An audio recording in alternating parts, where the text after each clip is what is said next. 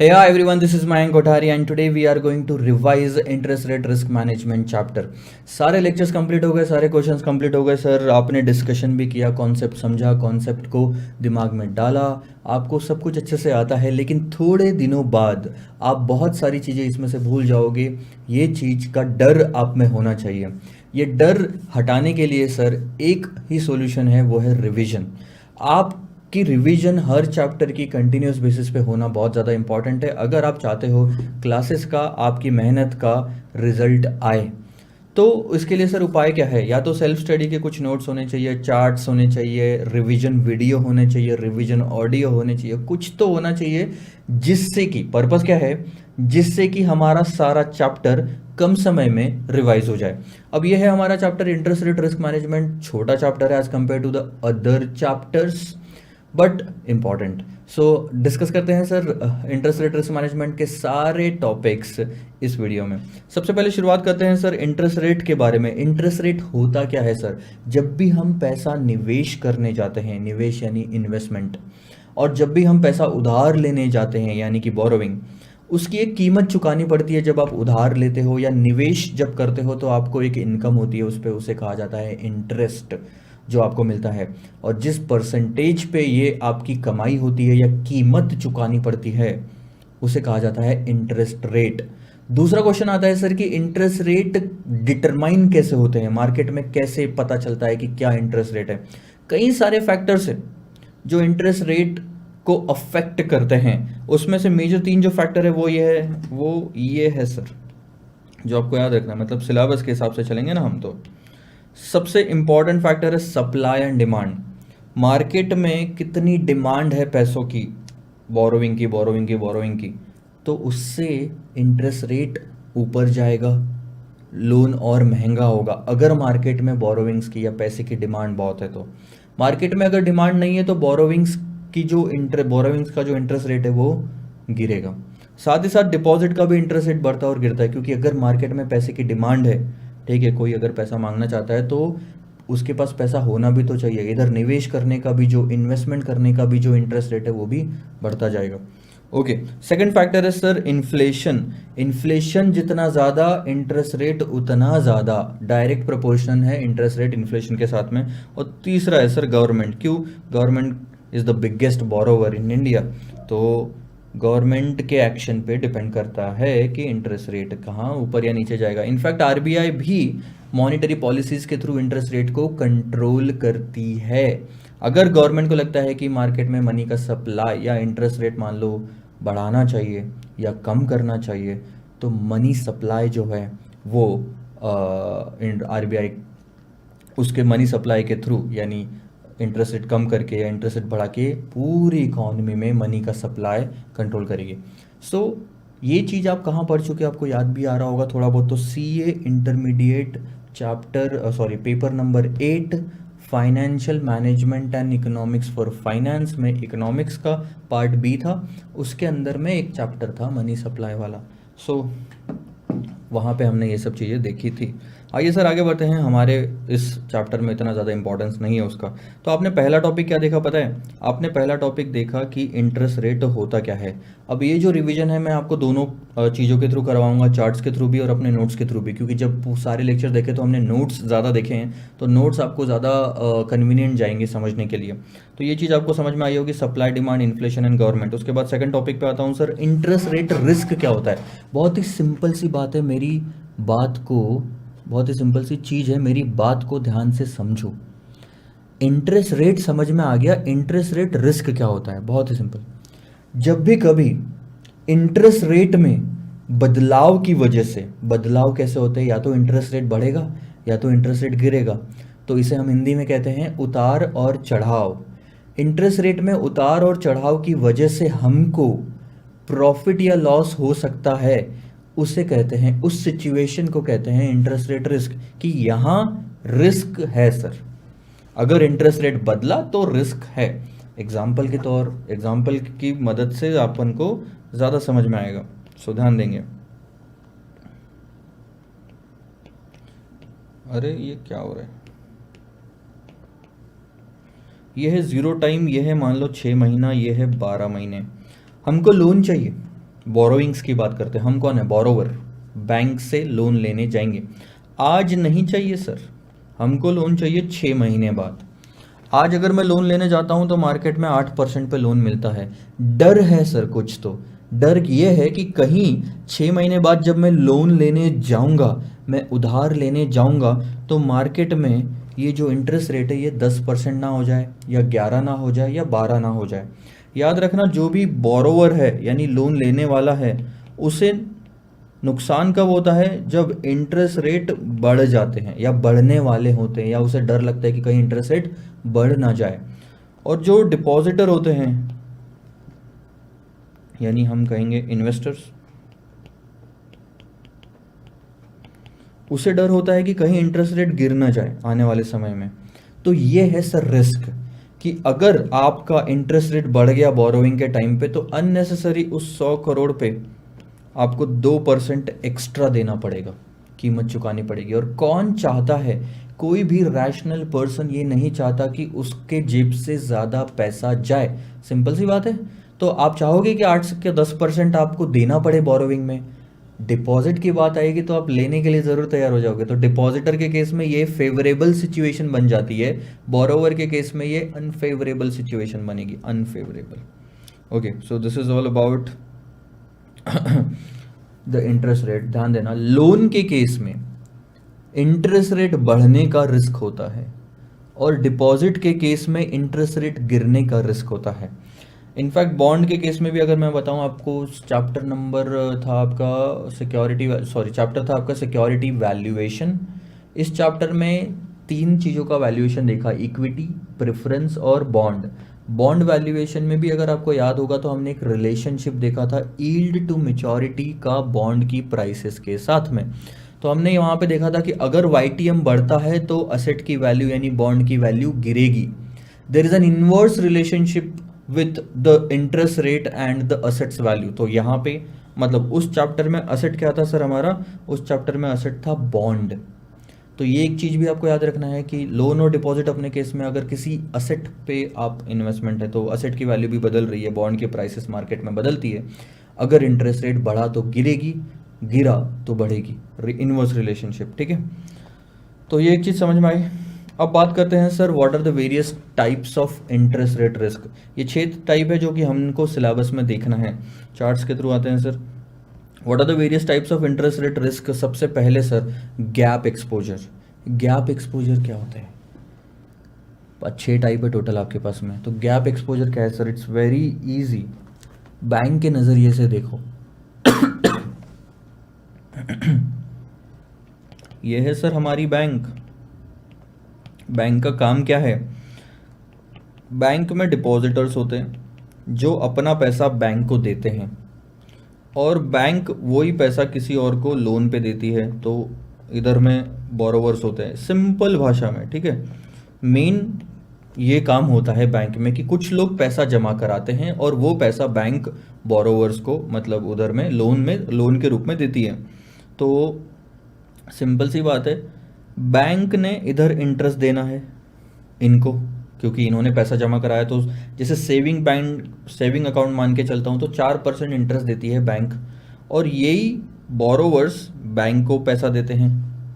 तो बोरोवर्स को जो रेट लगाया जाता है, लेट से 10% लगाया जा रहा है, यानी जो 100 रुपये बैंक ने पहले लिए उस पर 4% के हिसाब से इनको इंटरेस्ट दे रही है, और 10% के हिसाब से उनसे इंटरेस्ट ले रही है, क्योंकि यही 100 रुपये बैंक ने उनको दिया है। ठीक है, अब थोड़ा सा ध्यान दो, बैंक के लिए किसी भी इंटरेस्ट रेट में बदलाव आना एक रिस्क होगा, इंटरेस्ट रेट रिस्क होगा। अगर बैंक के लिए ये अच्छा, बैंक को नुकसान कब हो सकता है, ध्यान दो। अभी अपन निकालते हैं थोड़ा सा एग्जांपल लेके। 100 रुपये पे 4% यानी 4 रुपये देना पड़ता है, बैंक का खर्चा है, और 10 रुपये बैंक की इनकम है, तो टोटल 6 रुपये बैंक की इनकम है। ये तो समझ में आ रहा है आपको। अब अगर कोई भी इंटरेस्ट रेट बदल गया तो बैंक को फायदा या नुकसान हो सकता है। हम बात करते हैं रिस्क की यानी नुकसान की। 4% अगर गलती से 5% हो गया तो यहाँ 5 रुपये देने पड़ेंगे, 10 आएगा, तो आपकी इनकम जो है नेट इंटरेस्ट इनकम NII, ये कम हो जाएगी 6 रुपये से 5। यानी डिपॉजिट का रेट, ये वाला रेट बढ़ने से या वो वाला रेट गिरने से बैंक की इनकम कम हो जाती है। तो ये जो 100 रुपये का बैंक के पास में था इनकी तरफ से, इसे कहा जाता है रेट सेंसिटिव असेट्स।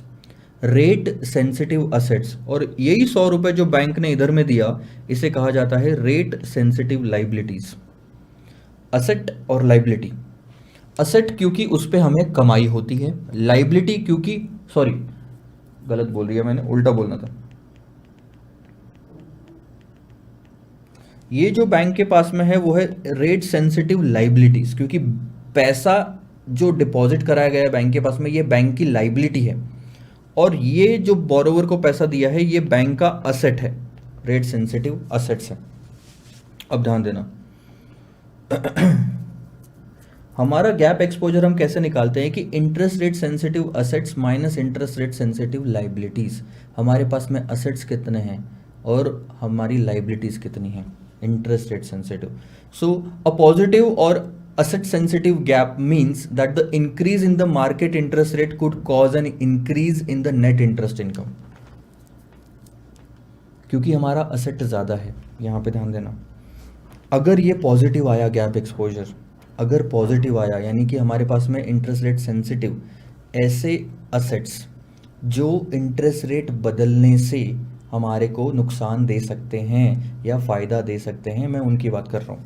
सारे मत पकड़ के चलना, एक लॉजिक माइंड में आपके आएगा, वो चीज़ मैं यहाँ पे क्लियर कर देता हूँ। लॉजिक ये है सर कि देखो, बैंक के पास जो पैसा आएगा उससे ज़्यादा तो बैंक लोन दे नहीं सकती, तो कभी भी असेट लाइबिलिटी से ज़्यादा कैसे हो सकता है? हो सकता है। कैसे? क्योंकि हम सिर्फ असेट और लाइबिलिटी की बात नहीं कर रहे सर, हम बात कर रहे हैं इंटरेस्ट रेट सेंसिटिव असेट्स और इंटरेस्ट रेट सेंसिटिव लाइबिलिटीज़ की। ठीक है, यानी कि सिर्फ इतने असेट्स और सिर्फ इतने लाइबिलिटीज जो फ्लोटिंग रेट पे है, जिनका रेट, इंटरेस्ट रेट बदलने से हमारी इनकम एक्सपेंस पे फर्क पड़ेगा। ठीक है, उतने ही असेट्स लेने। अब जैसे मैंने जो आपको एग्जांपल दिया था सेविंग अकाउंट का 4% का, ये फिक्स है, ये बदलता नहीं, तो वो लाइबिलिटी में कंसिडर ही नहीं होगा। भले ही पैसा आपको इधर में आ गया, वो लाइबिलिटी में कंसिडर ही नहीं होगा। सो लेट्स से मैं आपको सिंपल सा एग्जांपल देता हूँ, 50 और 50 करके, अरे यार हाँ, 50 और 50 करके बैंक में जमा कराया। बैंक के लिए लाइबिलिटी तो दोनों है, लेकिन ये फिक्स रेट पे है मान लो, और ये है फ्लोटिंग पे। मतलब बैंक इस 50 लाख या 50 करोड़ पे फ्लोटिंग इंटरेस्ट देती है, फ्लोटिंग इंटरेस्ट देती है। ठीक है, अब यही बैंक ने पैसा इधर में दे दिया 100 रुपये, और सारा का सारा फ्लोटिंग पे दिया।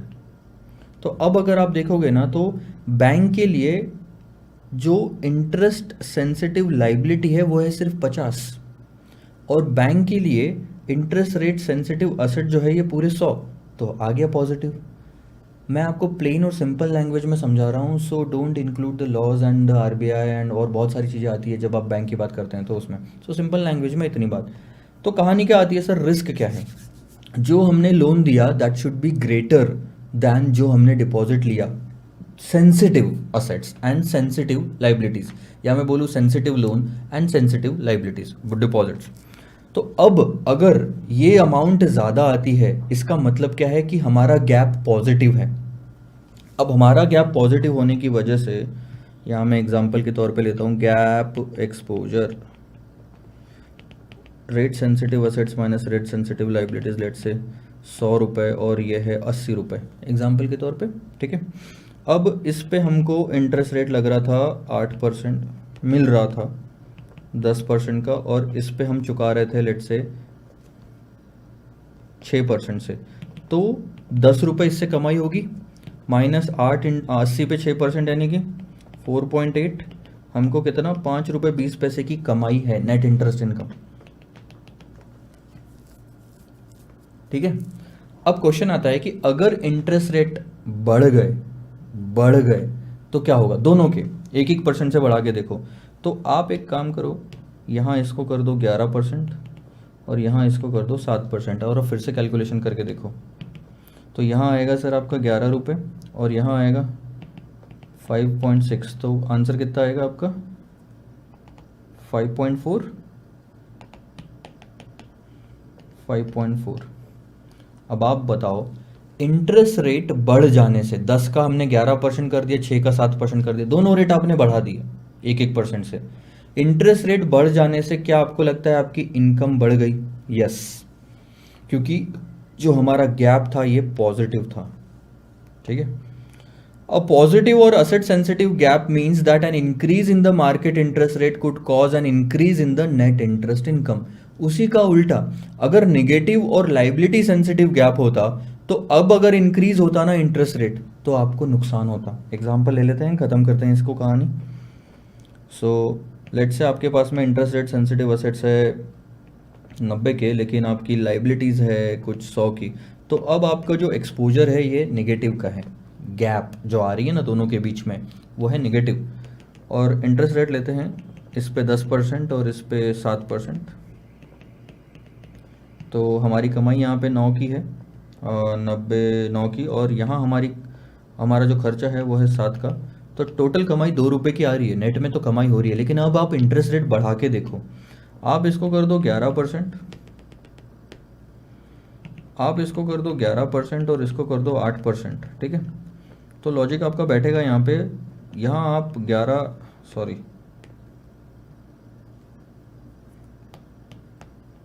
9.99, सो 9.9 की आपकी कमाई दिख रही है, लेकिन आपका जो खर्चा है वो है 8 का, तो 9.9 माइनस 8 आ गया आपका 1.9, यानी दिख रहा है आपका जो नेट इंटरेस्ट इनकम है 2 रुपये से गिर के 1.90 रुपये पे आ गया अगर इंटरेस्ट रेट बढ़ा। क्यों? क्योंकि गैप आपका नेगेटिव था। ठीक है सर, तो गैप एक्सपोजर आपको समझ में आया। पॉजिटिव और negative gap is multiplied by the assumed interest rate change to derive the earnings at risk. अब अगर क्वेश्चन आपको एग्जाम में आता है कि अर्निंग्स एट रिस्क निकाल के दिखाओ, कैसे निकालोगे? बहुत ही सिंपल।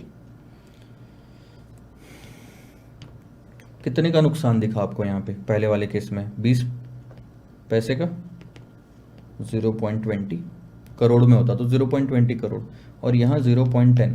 क्या कोई और तरीका है सर जिससे ये निकाला जा सकता है? पॉसिबल है। आपका गैप कितना था ये पहले बताओ। यहाँ पे आपका गैप था सर 20 का, ठीक है, 20 का गैप था ना, और इंटरेस्ट रेट में बदलाव 1% से आया बाद में। So the gap multiplied by the change in interest rate will give you the earnings at risk, उतना ही अमाउंट। सो फॉर्मूला बनता है आपके यहाँ पे, अगर आपको जगह हो चार्ट में तो चार्ट्स में लिख लो, मैं यहीं पे लिख देता हूँ। So earnings at risk is equal to a value at risk. देखा था चैप्टर नंबर जो रिस्क मैनेजमेंट वाला चैप्टर था। Earnings at risk is equal to gap जितनी भी आ रही है multiplied by change in interest rate. दूसरा भी किस्सा देख लो, यहाँ पे गैप कितनी थी सर? -10 की गैप थी, ठीक है, और यहाँ पे परसेंटेज चेंज 1% का हुआ, तो आपका आ गया -0.10। सो this is earnings at risk, या फिर आप साइन भी हटा दो तो अर्निंग्स इतनी रिस्क पे है। ठीक है, बढ़ते हैं आगे। दूसरा रिस्क आता है सर बेसिस रिस्क। अभी अपन चलते हैं चार्ट्स के थ्रू। रेट सेंसिटिव असेट्स हो गया, अब आता है सर बेसिस रिस्क। बहुत ही सिंपल सी बात है, बेसिस रिस्क कहाँ का? अभी तक हमने जो देखा वो था सर गैप एक्सपोजर सिर्फ, और बेसिस रिस्क किसे कहते हैं मैं आपको अभी समझा देता हूँ। बहुत ही सिंपल से इसी डायग्राम से इसी टेबल से समझाता हूँ। मान लो बैंक के पास में लोन बैंक ने दिया हुआ है, ठीक है, और फ्लोटिंग रेट पे दिया हुआ है, जिसका बेसिस है 3 मंथ ट्रेजरी बॉन्ड, और बोरोविंग जो है वो है 3 मंथ्स का लाइबॉर। बोरोविंग मतलब बैंक ने पैसा लिया, तो बैंक की तो लाइबिलिटी हो गई है, जो बच्चे बोलता हूँ सर पब्लिक जमा कराती है बैंक के पास में, तो बैंक उस पर 1% दे रही है, दिख रहा है, 1% बैंक दे रही है, और बैंक ने वही पैसा लोन पे दिया, बैंक ने वही पैसा लोन के रूप में दिया जिस पे 3.25% बैंक कमा रही है। अच्छा, तो दोनों रेट फ्लोटिंग है, लोन पे इस रेट से कमा रही है 3 मंथ ट्रेजरी बॉन्ड से, और बोरोविंग पे 3 मंथ लाइबॉर से पे कर रही है। दोनों केस में जो इंटरेस्ट रेट है इसका बेसिस अलग अलग है। बेसिस का मतलब होता है ये अंडरलाइंग असेट, यहाँ पे ट्रेजरी बॉन्ड्स बेसिस है, यहाँ पे लाइबोर बेसिस है। अब क्या होता है ध्यान देना, अगर इंटरेस्ट रेट बदलते हैं, अब कितने चांसेस आपको लगते हैं कि ट्रेजरी बॉन्ड का इंटरेस्ट रेट 1% से बढ़ा तो लाइबोर का भी 1% से बढ़ेगा? चांसेस नहीं है सर, दोनों के सेम रेट से बढ़ेंगे ऐसे चांसेस बहुत कम होते हैं। तो दूसरे पीरियड में क्या हुआ ध्यान देना, जो ट्रेजरी बॉन्ड है वो सिर्फ 1% से बढ़ा, लेकिन हमारा जो लाइबोर है वो 2% से बढ़ गया। तो हुआ क्या, 3.25 जिस पे हम कमा रहे थे वो अब हो गया 4.25। कमाई तो 1 से बढ़ गई, 1% से बढ़ गई, लेकिन खर्चा आपका 1 का हो गया 3, 2% से खर्चा बढ़ गया। तो पहले जो आप 2.25% कमा रहे थे वो अब हो गया 1.25, और ये कमाई आपकी हो गई कम, नेट इंटरेस्ट इनकम आपका हो गया कम। क्यों? क्योंकि जो बेसिस था उसमें जो इंटरेस्ट रेट का बदलाव आया वो सिमिलर नहीं था। 1% होता तो सेम रहता, 2% होता तो सेम रहता, लेकिन बदलाव सेम नहीं था। मेच्योरिटी सेम है सर, 3 मंथ दोनों की, लेकिन इंटरेस्ट रेट बेसिस का फर्क पड़ गया क्योंकि दोनों का बेसिस अलग अलग था। यहाँ पे एक चीज आप पढ़ेंगे, the risk that the interest rate of different assets, liabilities and off balance sheet item may change in different magnitude। Underline करने वाली चीज ये है, अलग अलग लेवल पे बदलेगी। एक 1% से बढ़ा तो दूसरा 2% से बढ़ गया, और इससे हमारी इनकम कम हो गई। ये था सर आपका बेसिस रिस्क, और दूसरा है एम्बेडेड ऑप्शन रिस्क। अब आपको समझ में आना चाहिए एम्बेडेड ऑप्शन होता क्या है। सिंपल सी बात है, अगर किसी चीज की प्राइस, किसी असेट की प्राइस किसी और चीज पे डिपेंड करती है और वो और वाली चीज बदलते रहती है, तो इस असेट की प्राइस, इस असेट के अंदर एक एम्बेडेड ऑप्शन है ऐसा कहा जाएगा। एग्जाम्पल,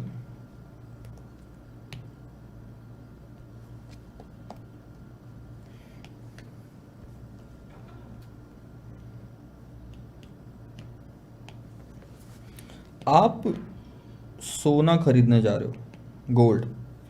अब गोल्ड की मार्केट में जो भी प्राइस है 30-35 हज़ार रुपये आप चुका के ले सकते हो, लेकिन एग्रीमेंट जो है गोल्ड मर्चेंट के साथ में वो ऐसा है कि सर गोल्ड की प्राइस तो सबसे पहले डिपेंड करती है सेंसेक्स पे। आज अगर गोल्ड 30,000 का है और सेंसेक्स मान लो 40,000 का है,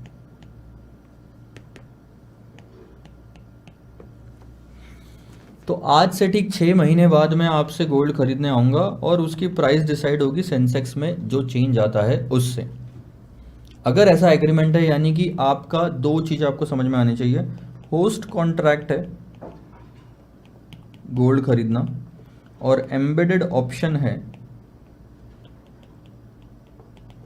सेंसेक्स की, सेंसेक्स जो आपने इसके अंदर में फिक्स कर रखा है। गोल्ड की कॉन्ट्रैक्ट, गोल्ड की प्राइस सेंसेक्स के ऊपर डिपेंड कर रही है अब आपके कॉन्ट्रैक्ट में। सो this is an embedded option. Now अगर 6 महीने में सेंसेक्स 40,000 का हो गया 44,000, इसका मतलब सेंसेक्स कितने परसेंट से बढ़ा? 10% से। इफेक्टिवली आपका जब गोल्ड खरीदने जाएंगे तो वो गोल्ड भी आपको 10% महंगा मिलेगा, यानी 33,000 का। ठीक है, यहाँ पे आपको समझ में आया एम्बेडेड ऑप्शन क्या है। बैंक्स को भी इंटरेस्ट रेट में बदलाव, बहुत सारी चीज़ें हैं पता है इसमें एम्बेडेड ऑप्शन में। इंटरेस्ट रेट कहीं और बदलता है और इम्पैक्ट कहीं और पड़ता है। अब जैसे सेंसेक्स बदला तो इम्पैक्ट कहाँ पड़ा? किसी के गोल्ड के कॉन्ट्रैक्ट पे पड़ गया, किसी देश के किसी कोने में कोई दो लोगों ने मिलकर जो कॉन्ट्रैक्ट किया था वो। सो पड़ता है, बैंक्स को भी पड़ता है। इंटरेस्ट रेट कम अगर हो गए, बढ़ अगर गए, तो प्री पेमेंट का रिस्क होता है बैंक्स को। यानी कि इंटरेस्ट रेट अगर मान लो कम हो गए, ठीक है, तो आपने लोन लिया था, यहाँ पे आपने लोन लिया था 10% पे, ठीक है, आपने लोन ले लिया था, चल रहा है सर 1 साल 2 साल 3 साल 4 साल तक चलाया, और चौथे साल में इंटरेस्ट रेट मार्केट में गिर के 6% हो गए। आप क्या करोगे पता है? नया लोन लोगे, और यह लोन मान लो 100 करोड़ का लिया था और ये है 100 करोड़ का लोन। अब आप चौथे साल के एंड में नया लोन लोगे 100 करोड़ का, उस लोन से ये वाला लोन पहले चुका दोगे, तो आपका 10% ख़त्म, और 5वें साल से आपको सिर्फ 6% चुकाना पड़ेगा नए वाले लोन का। कितना सही है। तो समझा, कहीं और से लोन लिया और कहीं और प्रीपे कर दिया।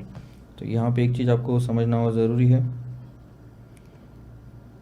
ये एक सेंटेंस पढ़ेंगे। Significant changes in the market interest rate create करता है another source of risk to the banks profitability by encouraging prepayment of cash credit, prepayment of cash credit, demand loans, term loans, and exercise of call put options on the bonds and debentures, and the premature withdrawal of term deposit before their stated maturities। ये तो सिर्फ कुछ examples है, कितनी सारी चीज़ें यहाँ पे कवर्ड हो रही है कि कैश क्रेडिट है, लोन्स है, टर्म लोन्स है, तो वो प्री पेमेंट हो जाएंगे, कॉल और पुट ऑप्शन एक्सरसाइज हो सकते हैं, आपके term deposit pre mature withdraw किया जा सकता है। एग्जांपल, अभी जैसे लोन का एग्जांपल दिया, मैं आपको दूसरा एग्जांपल देता हूँ। मान लो मैंने जमा करा के रखा है, 10 सालों के लिए पैसा जमा करा के रखा है, और एफडी का रेट मार्केट में चल रहा है 8%। ठीक है, उस रेट मतलब आज मैंने जमा कराया 8% की मेरे को कमाई हो रही है, तो मुझे यहाँ 8% का इंटरेस्ट मिला, 8 मिला, 8 मिला, 8 मिला। अब मार्केट में यार एफडी के दूसरी जगह पे भी बैंक जो इंटरेस्ट रेट है वो 10% हो चुके हैं, तो मैं क्या करूँगा, इसको विड्रॉ कर लूँगा। जो मेरी अभी तक टर्म डिपॉजिट चल रही है, सॉरी, मेरा जो अभी तक चल रहा है एफडी, उसको मैं विड्रॉ कर लूँगा और फिर से इन्वेस्ट करूँगा, और जब इन्वेस्ट करने जाऊँगा तब 10% का, तो मुझे अगले साल से 10% की इनकम होगी। अब एक चीज़ यहाँ पे है, बैंक पेनल्टी चार्ज करती है अगर आप पहले विड्रॉ करते हो तो, प्री मैच्योर विड्रॉल पे, एंड दैट इज़ अराउंड 1%, तो भी आपको पुराता है, मतलब बेनिफिशियल है। So this is called as embedded option risk. यहाँ पे मैं आपको बता देता हूँ एम्बेडेड ऑप्शन रिस्क का एक और एग्जांपल। मान लो बैंक ने मॉर्टगेज के भरोसे कोई लोन दिया है, 15 साल का मॉर्टगेज है, मतलब टर्म है 15 साल का, और जिस पे बैंक 7% कमा रही है। ठीक है, और उसके बाद में बैंक ने जो टाइम डिपॉजिट है, बैंक में जो आप पैसा जमा कराते हो ना कुछ टाइम के लिए, टाइम डिपॉजिट है, डिमांड डिपॉजिट नहीं। डिमांड यानी कभी भी पैसा निकाल लो एटीएम से, टाइम डिपॉजिट यानी कि जो आप एफडी वगैरह बनाते हो, जिसमें कंफर्म होता है बैंक को कि ये 5 साल के पहले तो पैसा निकलेगा ही नहीं, 3 साल के पहले तो पैसा निकलेगा ही नहीं। तो ये टाइम डिपॉजिट पे बैंक पे कर रही है 4%, और यही पैसा उन्होंने लोन में दिया 15 साल के लिए 7% पे। अब कहीं अगर प्री मैच्योर हो जाता है, ध्यान देना क्या होता है, या तो ये लोन कोई पहले चुका देगा, या तो पहले कोई पैसा मांग लेगा आपको, विड्रॉ कर लेगा, दोनों में से कुछ भी। तो उस पर, और वो भी इंटरेस्ट रेट में बदलाव आने की वजह से, तो बैंक को नुकसान होता है। अगर इंटरेस्ट रेट बदल जाते हैं तो देखो 7 का 5% हो गया मॉर्टगेज लोन, कम हो गया ना, तो कमाई आपकी गिर गई, और ये 4 का 4 ही रहा, मतलब इस पे इम्पैक्ट नहीं पड़ा। अभी मॉर्टगेज लोन जो है वो डिमांड में नहीं है, मतलब बहुत सारे लोग ऐसे हैं जो कि अब प्री मैच्योर कर रहे हैं, यानी कि प्री पेमेंट कर रहे हैं, लोन है जो चुका के ख़त्म कर रहे हैं। लोग नहीं चाहते कि लोन और मेरे सर पर रहे, तो मार्केट में लोन की डिमांड कम है, लोन की डिमांड कम हो गई मार्केट में, तो लोग लोन की डिमांड कम होने की वजह से बैंकों को फोर्सफुली इंटरेस्ट रेट कम करने पड़ रहे, तो बैंक में मार्केट में इंटरेस्ट रेट 5% हो गए, तो बैंक की तो कमाई कम हो गई ना 2% से, और जो लाइबिलिटी है वो तो 4 की 4 ही रही। सो जो पहले बैंक 3% कमा रही थी अब 1% कमा रही है। This is embedded option risk. Last है सर यील्ड कर्व रिस्क, जो कि आप ध्यान देंगे। Yield curve risk is similar to the basis risk, कि आपका जो लोन आपने दिया है और ये जो है, इसका दोनों का इंटरेस्ट रेट अलग अलग रेट से वेरी करेगा। एक लाइन हम पढ़ लेते हैं जिससे हमको समझ में आएगा। इन floating interest rate scenario banks में price their assets and liabilities based on the different benchmark, यानी असेट का बेंचमार्क अलग, लाइबिलिटी का बेंचमार्क अलग। यानी असेट को आपने वैल्यू किया बॉन्ड के बेसिस पे, ट्रेजरी बॉन्ड के बेसिस पे, लाइबिलिटी को वैल्यू कर रहे हो लाइबॉर के बेसिस पे। So yield, fix deposit rate, call money rate, MIBOR, LIBOR etcetera, तो और उनके रेट्स अलग अलग तरीके से बदलते हैं। तो एक तरह से ये बेसिस रिस्क है, लेकिन सिर्फ एक फ़र्क यहाँ पे आता है, बेसिस रिस्क में और इसमें डिफरेंस क्या है। बेसिस रिस्क में जो दोनों थे आपके लोन और लाइबिलिटी और असेट्स थे, उनकी मेचोरिटी सेम थी, उनका टाइम जो था वो सेम था, 3 ईयर बॉन्ड का रेट था, 3 ईयर लाइबॉर का रेट था। लेकिन यहाँ पे आपका रेट अलग अलग है, 15 साल का मॉर्टगेज और 1 साल का टाइम डिपॉजिट। मैं आपको बता देता हूँ यहाँ पे बेसिस रिस्क जब था तब 3 साल का ट्रेजरी बॉन्ड, 3 महीने का ट्रेजरी बॉन्ड, और यहाँ पे भी 3 महीने का लाइबॉर था। यहाँ 15 साल का मॉर्टगेज और 1 ईयर टाइम डिपॉजिट है। तो एक सेकेंड ना,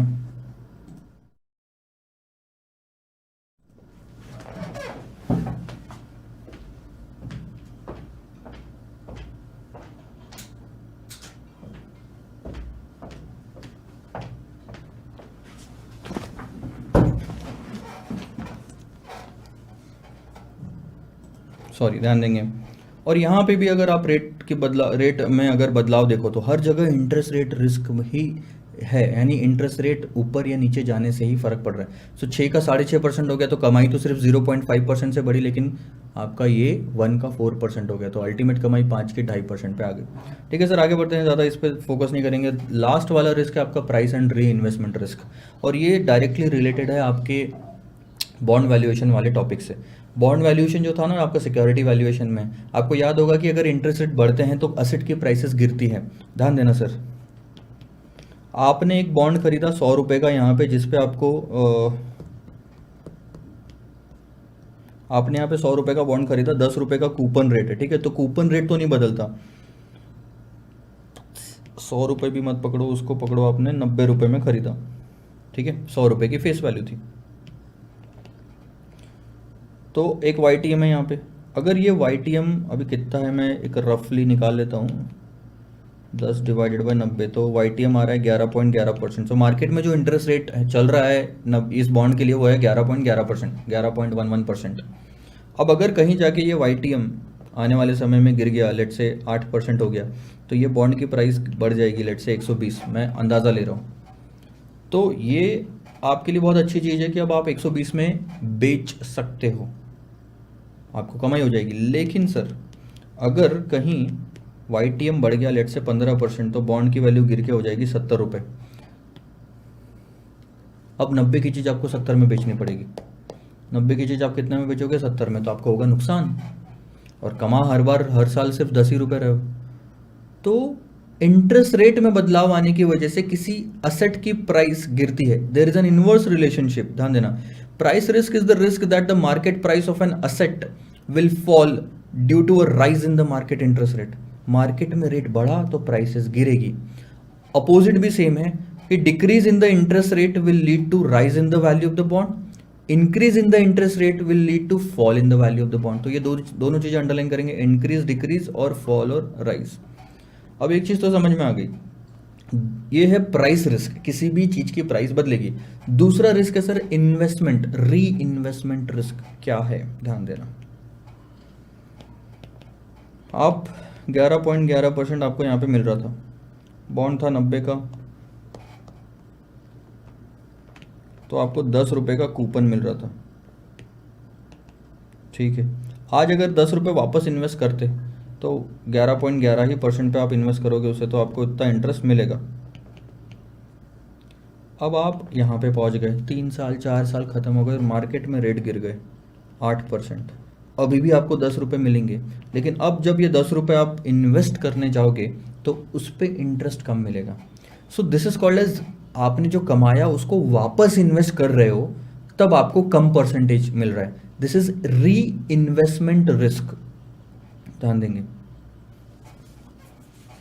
एक एग्जांपल मैं लेता हूं यहाँ पे, suppose an investor buys a 10 year $1 lakh का ट्रेजरी नोट जिसका इंटरेस्ट रेट है 6%। इन्वेस्टर एक्सपेक्ट करता है कि वो $6,000 कमाएगा, 1 लाख पे 6%, $6,000 कमाएगा। लेकिन जब ये $6,000 वो इन्वेस्ट करने जाता है at the term, end of the term, जब उसे इनकम मिलती है और वो इन्वेस्ट करने जाता है, तो इंटरेस्ट रेट मार्केट में 4% हो चुके होते हैं। यानी कि आप अब उस पे 6,000 पे भी जब आप इन्वेस्ट करोगे तो कम कमाओगे, 4% ही कमाओगे, ना कि वापस 6,000 पे 6% कमाओगे। So this is what is affecting the reinvestment risk. ठीक है सर, एक लेवल तक खत्म हो गया, आपने क्या देखा है, टाइप्स ऑफ रिस्क देखा। अब मैं बात करता हूँ सर आपने क्या क्या देखा, इंटरेस्ट रेट क्या होता है, इंटरेस्ट रेट कैसे डिटरमाइन होता है, उसके बाद इंटरेस्ट रेट रिस्क क्या होता है, इंटरेस्ट रेट रिस्क के हमने टाइप भी देखे। अब बात करते हैं सर इसको मेजर कैसे किया जाता है, मतलब क्वांटिफाई कैसे करेंगे, पता कैसे लगाएंगे कि कितना रिस्क है। फॉर्चुनेटली आपके सिलेबस में सिर्फ ये मेथड दी है, मेथड के अंदर की चीज़ें नहीं दी है, यानी मेथड को इस्तेमाल नहीं करना है, क्वांटिफाई करने के लिए पूछा नहीं गया है। तो ये सिर्फ 4 नाम है जो आपको याद रखना है अगर क्वेश्चन एग्जाम में थ्योरी वाला आता है, जिसके चांसेस कम है। क्वांटिफाई करने के तरीके क्या है, इंटरेस्ट रेट रिस्क को मेजर करने के तरीके हैं sir, traditional maturity gap analysis, duration, simulation and value at risk. ये 4 तरीके जिससे आप पता लगा सकते हो कि कितना रिस्क है। हमारे सिलेबस में नहीं है तो बस नाम याद रखो, बाकी छोड़ दो। अब हमने पता लगा लिया सर, एक बार छोटा सा रिवीजन देता हूँ मैं। इंटरेस्ट रेट क्या होता है, इंटरेस्ट रेट डिटरमाइन कैसे होता है, इंटरेस्ट रेट रिस्क क्या होता है, ये रिस्क के टाइप्स कितने हैं, ये रिस्क को, इन टाइप्स को मेजर कैसे किया जाता है, चलो मेजर किया मान लो, अब इससे बचा कैसे जा सकता है, हेजिंग कैसे होगी, ये हमको देखना है। लास्ट टॉपिक है मैनेजमेंट। अब आता है सर प्रैक्टिकल पार्ट आपके इस पूरे चैप्टर का। अभी तक आपको इस पे ज़्यादा क्वेश्चंस थे नहीं, बट ऐसा मत मानना, आपको मेरे को लगता है गैप एक्सपोजर पे इंस्टीट्यूट पूछ सकती है, गैप हो बेसिस हो, किसी पे भी इंस्टीट्यूट क्वेश्चन पूछ सकती है। अब इस चैप्टर की हेडिंग को पढ़िए, interest rate risk management. Management यानी कि इस रिस्क को मैनेज कैसे करें, रिस्क को कम करना चाहते हैं हम, इसे कहते हैं सर हेजिंग। और हेजिंग होती है दो तरीके, मतलब हमारे पास में दो तरीके हैं हेजिंग करने के।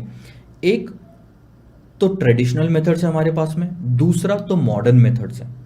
दोनों में से आप कोई भी इस्तेमाल करो जैसे कि आपकी सिचुएशन डिमांड करती है। ट्रेडिशनल मेथड में दो तरीके हैं हेजिंग करने के, ये रिस्क को कम करने के। एक है सर असेट लाइबिलिटी मैनेजमेंट, दूसरा है फॉरवर्ड रेट एग्रीमेंट। इसके बाद में अगर हम बात करेंगे मॉडर्न मेथड्स की, तो उसमें तीन तरीके आपको समझ में आएंगे, interest rate futures, interest rate options और इंटरेस्ट रेट स्वैप्स। ये तीनों बहुत ही ज़्यादा इंपॉर्टेंट है आपके सिलेबस के पॉइंट ऑफ व्यू से। और फॉरवर्ड रेट एग्रीमेंट, इस पे कोई फॉर्मूला नहीं है, तो एक बेसिक अंडरस्टैंडिंग होनी चाहिए कि what is asset liability management. कोई भी बैंक चाहेगी कि उसके असेट्स जो है ज़्यादा हो, रेट सेंसिटिव असेट्स ज़्यादा हो रेट सेंसिटिव लाइबिलिटीज से। सो कंटिन्यूस तौर पे हमारी बैलेंस शीट देखते रहना, पता लगाते रहना कि असेट्स कितने हैं, लाइबिलिटीज़ कितने हैं, किस तरह से हम लोन बढ़ा सकते हैं हमारे बैंक में, ये है असेट लाइबिलिटी मैनेजमेंट। आपको फ़ोन आते होंगे ना लोन लेने के लिए, मेरे को बहुत आते हैं, मतलब, और उनको फ़ोन ज़्यादा आते हैं, जाने दो ये बात बताने की नहीं है। अच्छा, उनको फ़ोन ऑटोमेटिकली ज़्यादा आते हैं जिनके अकाउंट में थोड़ा ज़्यादा पैसा दिखने लग जाता है बैंक को। सो बैंक क्या करती है, बैंक को समझ में आ जाता है कि भैया इनके अकाउंट में पैसा है, तो बैंक ना वो डेटा ट्रांसफ़र करेगी अपने लोन डिपार्टमेंट को। अब ये लोन डिपार्टमेंट में ना ये साले कॉल लगाते हैं, आपको कॉल लगाते हैं कि सर आप लोन के लिए एलिजिबल है, 3 दिन में आपका लोन सैंक्शन हो जाएगा, 3 घंटे में आपका लोन सैंक्शन हो जाएगा, सर अगले 3 मिनट में मैं क्रेडिट कर दूंगा आपके, इसमें लोन चाहिए क्या बताओ। ये लोग लोन बढ़ाने के लिए आपको फ़ोन करेंगे। This is a part of asset liability management, जिसमें वो काफ़ी ज़्यादा असेट मैने मतलब बढ़ाना चाहते हैं ताकि उनकी इनकम बढ़े, क्योंकि अगर लोन दे दिया तो एक बार का फिर इंटरेस्ट मिलेगा ना उनको बार बार। So this is asset liability management, ज़्यादा कुछ इसमें है नहीं पढ़ने लायक। बात यहाँ से चालू होगी पूरे प्रैक्टिकल की, मतलब प्रैक्टिकल क्वेश्चंस जो आपको सिलेबस में है, असली क्वेश्चंस यहाँ से चालू होते हैं। अब आते हैं सर किस तरह से डेरिवेटिव्स का इस्तेमाल कर सकते हैं। रिस्क मैंने बताया, हर जगह हमने रिस्क देखा, अब इसमें हम डेरिवेटिव्स का इस्तेमाल कैसे कर सकते हैं। आपको ये चीज़ अगर समझ में नहीं आई होगी तो मैं आपको बता दूं कि डेरिवेटिव्स का जो आपने चैप्टर ख़त्म किया वो एक तरह से अधूरा था, क्योंकि उसमें हमने स्वैप्स डिस्कस नहीं किया, इंटरेस्ट रेट वाले सारे रिस्क हमने वहाँ पे छोड़ दिए, तो ये सब कवर होता है इस चैप्टर में। इंस्टीट्यूट ने ओल्ड सिलेबस जब था एसएफएम का, तब एक ही चैप्टर रखा था, इंडियन कैपिटल मार्केट, जिसके अंदर derivative, interest rate agreement, forward rate agreement सब सब सब सब उसी में डाल दिया था। बट न्यू सिलेबस में उन्होंने ना उस चीज़ को 2 हिस्सों में डिवाइड कर दिया, वैसे तो 3 में किया, एक तो हटा ही दिया सिलेबस में से। सो 2 हिस्सों में डिवाइड किया, एक रखा डेरिवेटिव्स और दूसरा रखा इंटरेस्ट रेट से रिलेटेड डेरिवेटिव्स यहाँ पे। सो वापस आएंगे सर आपके फ्यूचर्स और ऑप्शंस वापस आ रहे हैं इस क्वेश्चन में, फ्यूचर्स ऑप्शन फॉरवर्ड, ये फॉरवर्ड वो फ्यूचर्स और वो ऑप्शंस उधर में, ये सब डेरिवेटिव्स में आपने पढ़ा है, वो ही है यहाँ पे। सिर्फ वहाँ पे जो पढ़ा था फॉरवर्ड में, फ्यूचर्स में, ऑप्शन में एक अंडरलाइन होता था। जनरली हमने इक्विटी शेयर, इंडेक्स, इनको अंडरलाइन बनाया था, और कमोडिटी भी थी, वीट था, ठीक है, और 1-2 आइटम थे, गोल्ड था। इन 3 असेट्स का डेरिवेटिव हमने डेरिवेटिव्स वाले चैप्टर में देख लिया। 2 मेजर चीजें बच गई थी अंडरलाइन के रूप में, एक था इंटरेस्ट रेट और एक था सर आपका करेंसी। तो interest rates as an underline यहाँ पे आता है interest rate risk management chapter में, और करेंसी जो है, करेंसी वाला स्वैप जो पार्ट होता है, या करेंसी वाले फॉरवर्ड, या करेंसी वाले फ्यूचर्स, या करेंसी वाले ऑप्शंस है, वो फॉरेक्स वाले चैप्टर में आएगा। सो हम बात करते हैं सर सिर्फ इंटरेस्ट रेट की। रिफ्रेश हो जाइए माइंड को, एक बार वापस से याद दिलाइए कि पर्पस क्या है। पर्पस बहुत ही सिंपल है, कहीं ना कहीं सर हमको रिस्क है और ये रिस्क को हमें मिटाना है, यह है हमारी टाइमलाइन। हो सकता है ये है 0 पॉइंट, यह है 6 महीना, यहाँ मुझे लोन लेना हो या मुझे यहाँ पे डिपॉजिट करना हो। हम लोन से शुरुआत करेंगे। अब डर क्या है, रिस्क होना चाहिए तभी हेजिंग पॉसिबल है, बिना रिस्क के हेजिंग हो ही नहीं सकती। तो अगर आप लोन लेना चाहते हो 6 महीने बाद में और आपको डर है कि यार आज तो मार्केट में रेट चल रहा है 10% और जब मैं लोन लेने जाऊंगा तब मार्केट में रेट चलेगा 12%, और आप इतने बढ़े हुए रेट पे लोन नहीं लेना चाहते, और अगर ऐसी बात है तो आज ही मार्केट में किसी पार्टी के साथ में एक एग्रीमेंट कर लो जिसमें आप टाइम डिसाइड कर लोगे, लोन की अमाउंट डिसाइड कर लोगे, आप डिसाइड कर लोगे कि इंटरेस्ट रेट क्या होगा और टर्म कितना होगा। सो आज से ठीक 6 महीने बाद आप 50 करोड़ का लोन लोगे, इंटरेस्ट रेट डिसाइड हो गया 10.5% और टर्म हो गया 5 साल। याद आ रहा है कुछ ऐसा ही हम डेरिवेटिव्स में फॉरवर्ड कॉन्ट्रैक्ट्स में करते थे, सब कुछ आज डिसाइड कर लेते थे फ्यूचर के सेटलमेंट के लिए। सो आज से ठीक 6 महीने बाद ये एग्रीमेंट एक्सपायर हो जाएगा और आपको इस रेट पे 10.5% पे 50 करोड़ का लोन मिल जाएगा। इस पूरे एग्रीमेंट को, जो इंटरेस्ट रेट का एग्रीमेंट है जिसमें हमने इंटरेस्ट रेट डिसाइड किया है, इसे कहते हैं सर रेट एग्रीमेंट। और क्योंकि सर हम इस एग्रीमेंट को फ्यूचर में सेटल करना चाहते हैं, हम इसे कहते हैं sir forward rate agreement, FRA। तो ये जो 10% 10.5% डिसाइड हुआ ना, ये है FRA। आज डिसाइड हो गया लेकिन फ्यूचर के लिए, ठीक है। होता क्या है, लेट से आज आपने ट्रांजैक्शन कर लिया, मार्केट में 10 चल रहा था, आपने 10.5% पे FRA ले लिया, इसे कहते हैं स्पॉट रेट और इसे कहते हैं सर FRA का रेट। आपने 10.5 पे लोन ले लिया, अब उस दिन मार्केट में ये हो गई हेजिंग खत्म, बस इतने से सर हेजिंग हो जाती है। हाँ सर, आप थोड़ा सा बताएंगे कैसे, कि मतलब हेजिंग कैसे हुई? बहुत ही सिंपल, मार्केट में उस दिन लेट से 12% रेट चला गया, कितना अच्छा हुआ आपने पहले ही डिसाइड कर लिया था 10.5%। अगर नहीं करते तो उस दिन लोन लेना पड़ता, जो भी हमारी डिमांड थी उस दिन लोन लेना पड़ता, 12% से लेते। अब 12% इंटरेस्ट नहीं चुकाना, अब 10.5% इंटरेस्ट चुकाना है। So this is spot, this is FRA, this is profit. 1.5% कम चुकाना है, किस पे सर? 50 करोड़ पे, प्रिंसिपल अमाउंट। आपने लोन कितने टाइम के लिए लिया था? थोड़ा सा चेंजेस करते हैं, लेट से हमने लोन लिया था 3 महीने के लिए सिर्फ। सो 6 महीने बाद सिर्फ 3 महीने के लिए आपने लिया था लोन, तो ये 12% तो साल भर का है, 10% 10.5% तो साल भर का है, तो जो प्रॉफिट आया 1.5% वो भी साल भर का है। लेकिन हमने तो लोन 3 महीने के लिए लिया, तो 3 महीने का प्रॉफिट निकालेंगे हम। सो 50 करोड़ पे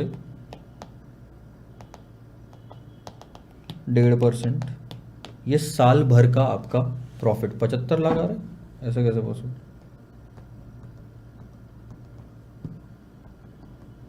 ठीक है, 75 लाख का आपका प्रॉफिट आ गया। अब मुझे एक और चीज़ बताओ, FRA आपको समझना ज़रूरी है। FRA पहली बात तो ख़त्म कहाँ हो रहा है? मैं 3-4 सवाल पूछता हूँ। FRA का रेट क्या है? FRA एक्सपायर कब हो रहा है?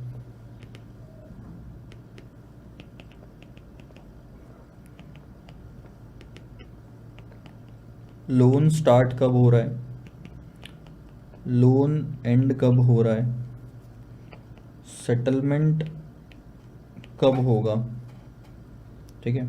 सो FRA का रेट है 10.5%। याद रहे, लोन स्टार्ट हो रहा है आज से आपका 6 महीने बाद, और लोन ख़त्म हो रहा है आज से 9 महीने बाद। तो आप निकाल सकते हैं लोन का पीरियड कितना है सर? 9 - 6 3 महीना। ध्यान देना, आज से 6 महीने बाद लोन शुरू होगा और आज से ही 9 महीने बाद लोन खत्म हो जाएगा। तो लोन का पीरियड होता है ये स्टार्ट और एंड के बीच का गैप, 9 - 6 3 महीने। ठीक है। FRA कब एक्सपायर होता है ये बताओ? FRA आपने लिया यहाँ पे और एक्सपायर होगा जब लोन शुरू होता है।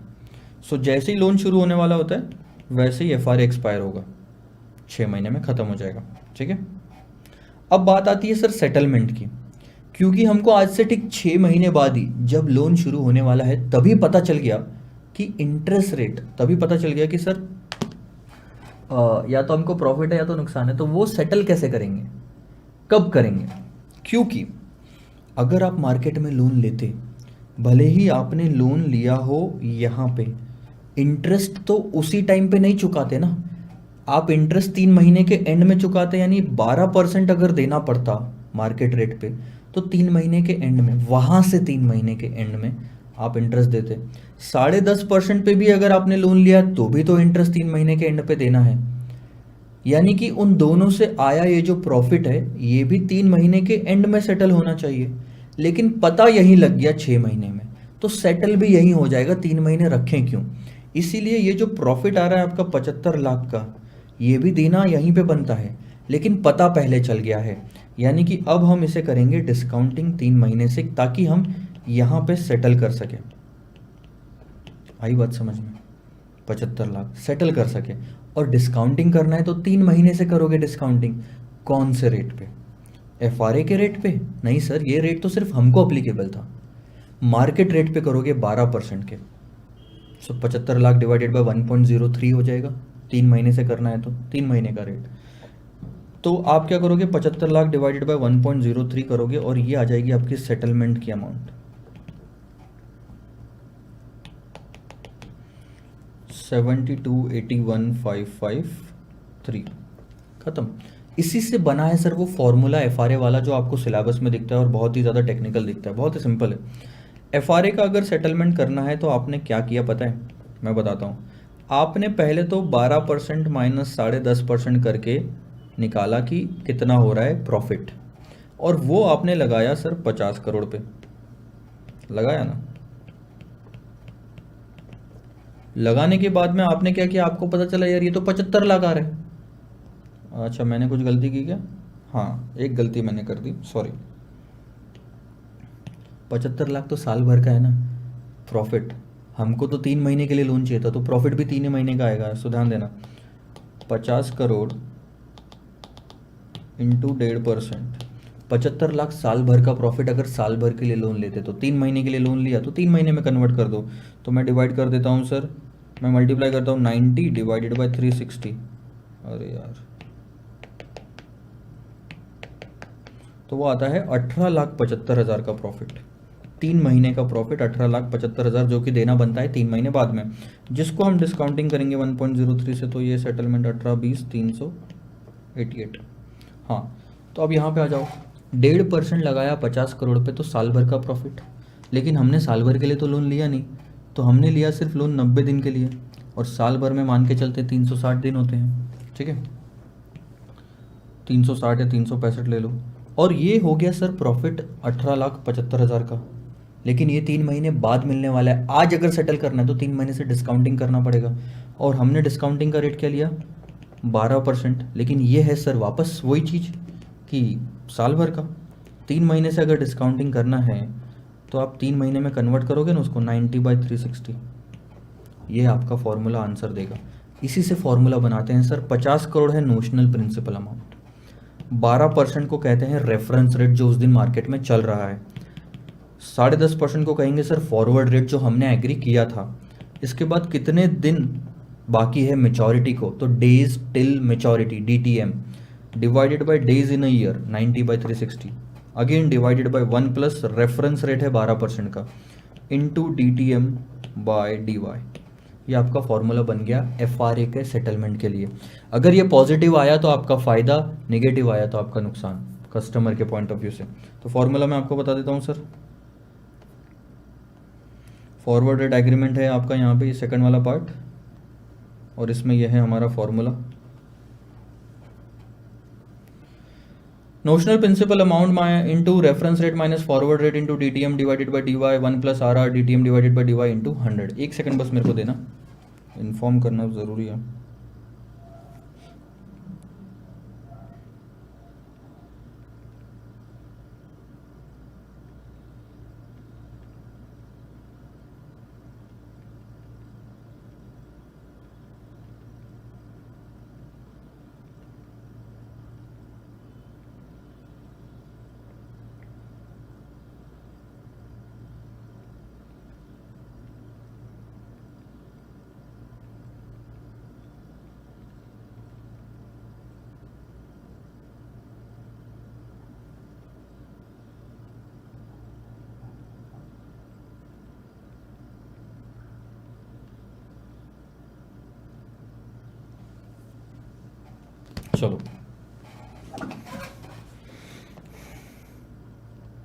दो तीन चीज़ें जो आपने एफआरए की समझनी चाहिए वो मैं बता देता हूँ।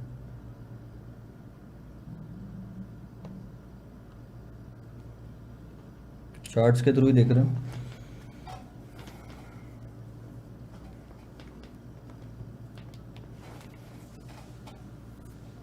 सबसे पहले तो सर ये ओवर द काउंटर मार्केट में ट्रेड होता है, तो एक्सचेंज पे नहीं है, ओवर द काउंटर कॉन्ट्रैक्ट है।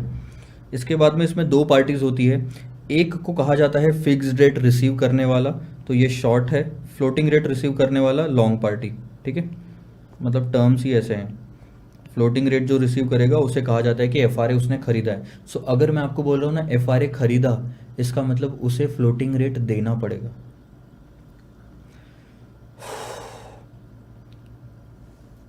हाँ, एफआरए की वैल्यू सर इनिशिएशन पे ज़ीरो होती है, क्योंकि दोनों पार्टीज डिसाइड कर रही है, इन्वॉल्व हो रही है, तो ज़ीरो डेट पे एफआरए की वैल्यू ज़ीरो होगी।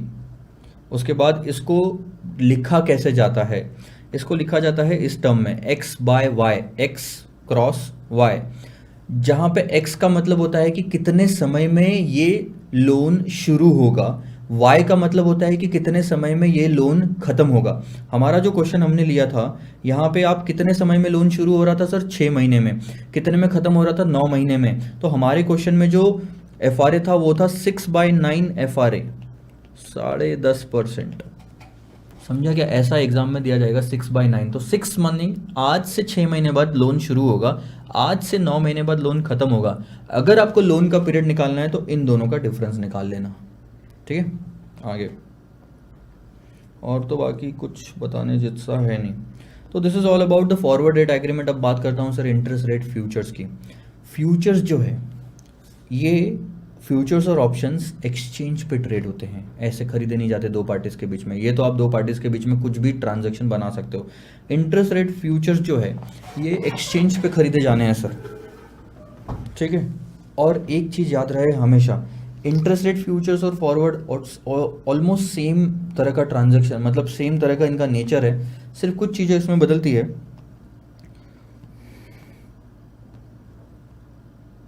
बताता हूँ मैं आपको।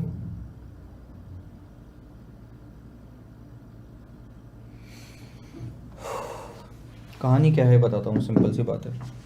मान लो कि बॉन्ड्स है मार्केट में, जब कोई बॉन्ड यहाँ पे है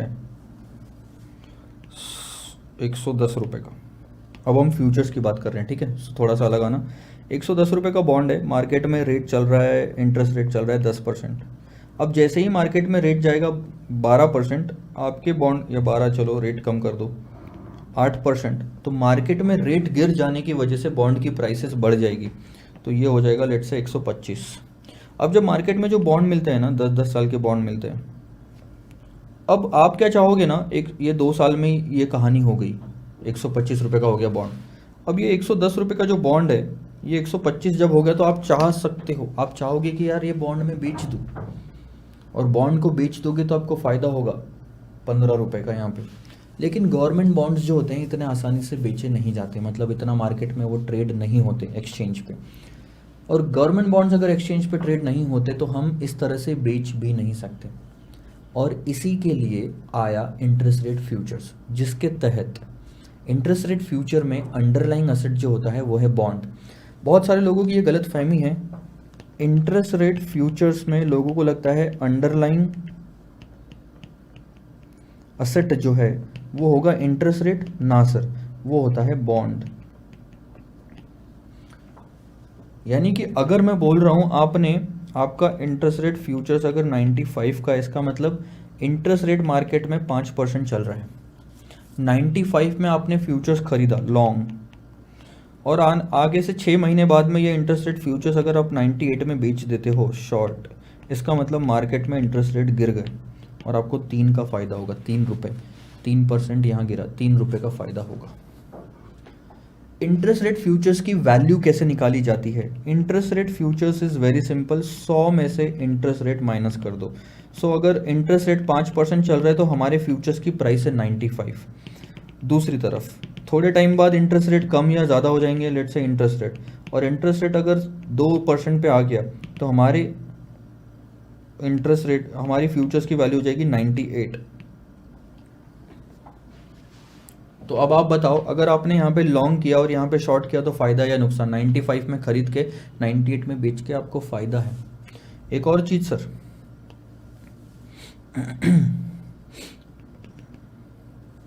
अब आप मुझे बताओ,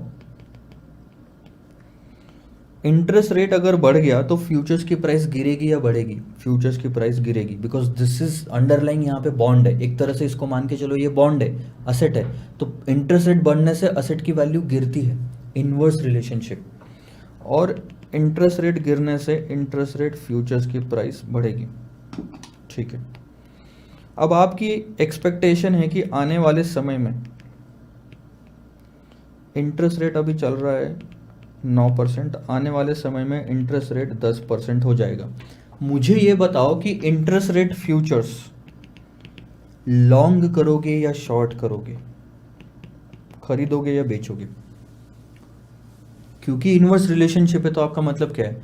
आज अगर 9% इंटरेस्ट रेट है तो हमारे फ्यूचर्स की प्राइस होगी 91 रुपीज़, 91 प्लस 900 होता है 91। और कल जाके अगर इंटरेस्ट रेट बढ़ गए तो फ्यूचर्स की प्राइस गिर जाएगी।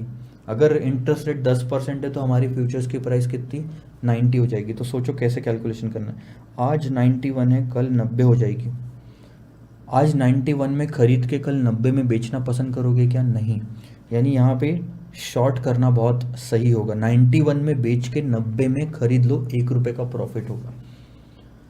एक चीज़ यहाँ पे क्लियर कट समझी कि इंटरेस्ट रेट अगर बढ़ने वाले हैं तो आपने इंटरेस्ट रेट फ्यूचर शॉर्ट करना चाहिए ताकि आपको प्रॉफिट हो। उसी का उल्टा सही रहेगा, इंटरेस्ट रेट अगर गिरने वाले हैं तो इंटरेस्ट रेट फ्यूचर्स आपने लॉन्ग करने चाहिए ताकि आपका प्रॉफिट हो। ये समझना थोड़ा सा डिफिकल्ट है, अंदाज़ा दिमाग लगाना, क्योंकि इंटरेस्ट रेट बढ़ने से किसी और की प्राइस गिरती है, इसलिए हम उल्टा करते हैं। इक्विटी शेयर में क्या होता है? इक्विटी शेयर की प्राइसेस बढ़ने वाली है तो हम इक्विटी शेयर्स खरीदते थे। यहाँ ऐसा नहीं होगा, क्योंकि इसका अपोजिट रिलेशनशिप है। एक चीज़, अब एक बार अगर आपने फ्यूचर्स खरीद लिया तो उसका सेटलमेंट 2 तरीके से होता है। एक जो मैं अभी आपको बता रहा हूँ ये कैश सेटलमेंट है, कैश में। इंटरेस्ट रेट फ्यूचर्स खरीदने के बाद उसको अगर सेटल करना है तो आपके पास में 2 तरीके हैं, कैश सेटलमेंट और फिजिकल डिलीवरी। सो मान लो हमने यहाँ पे ये वाली सिचुएशन में क्या किया? शॉर्ट किया, यानी हमने बेचा। इसका मतलब क्या होता है पहले तो ये समझ लो। It means we want to sell bond, क्योंकि इंटरेस्ट रेट फ्यूचर्स का अंडरलाइन क्या है? बॉन्ड। फ्यूचर्स बेचा मतलब बॉन्ड बेचा। फ्यूचर की डेट में कोई आप बॉन्ड बेचना चाहते हो, अब वो फ्यूचर की डेट आज गई तो या तो आप उसे कैश में सेटल कर लो या तो फिजिकल डिलीवरी में बेचना है ना तो बॉन्ड बेचो ना, क्या दिक्कत है? कैश में सेटल करना बहुत आसान है सर। आपने शॉर्ट किया था 91 में और आज प्राइस हो गई 90, तो 1 रुपया लेके कहानी ख़त्म करो। रियल में आपको कुछ भी डिलीवर नहीं करना। बेचने की बात की थी, बेचा कहाँ? नहीं बेचा, सेटल कर लिया कैश में 1 रुपया देके। लेकिन जब डिलीवरी की बात आती है तो रियल में आपको कोई बॉन्ड डिलीवर करना होगा, और इस टाइम पे इंस्टीट्यूट बोलता हूँ सॉरी, आरबीआई ने स्पेसिफाई किया हुआ है कौन से बॉन्ड डिलीवर करना है। और ये थोड़ी सी प्रॉब्लम आपकी यहाँ पे कॉम्प्लेक्सिटी बढ़ जाती है कि फिजिकल डिलीवरी का मतलब क्या।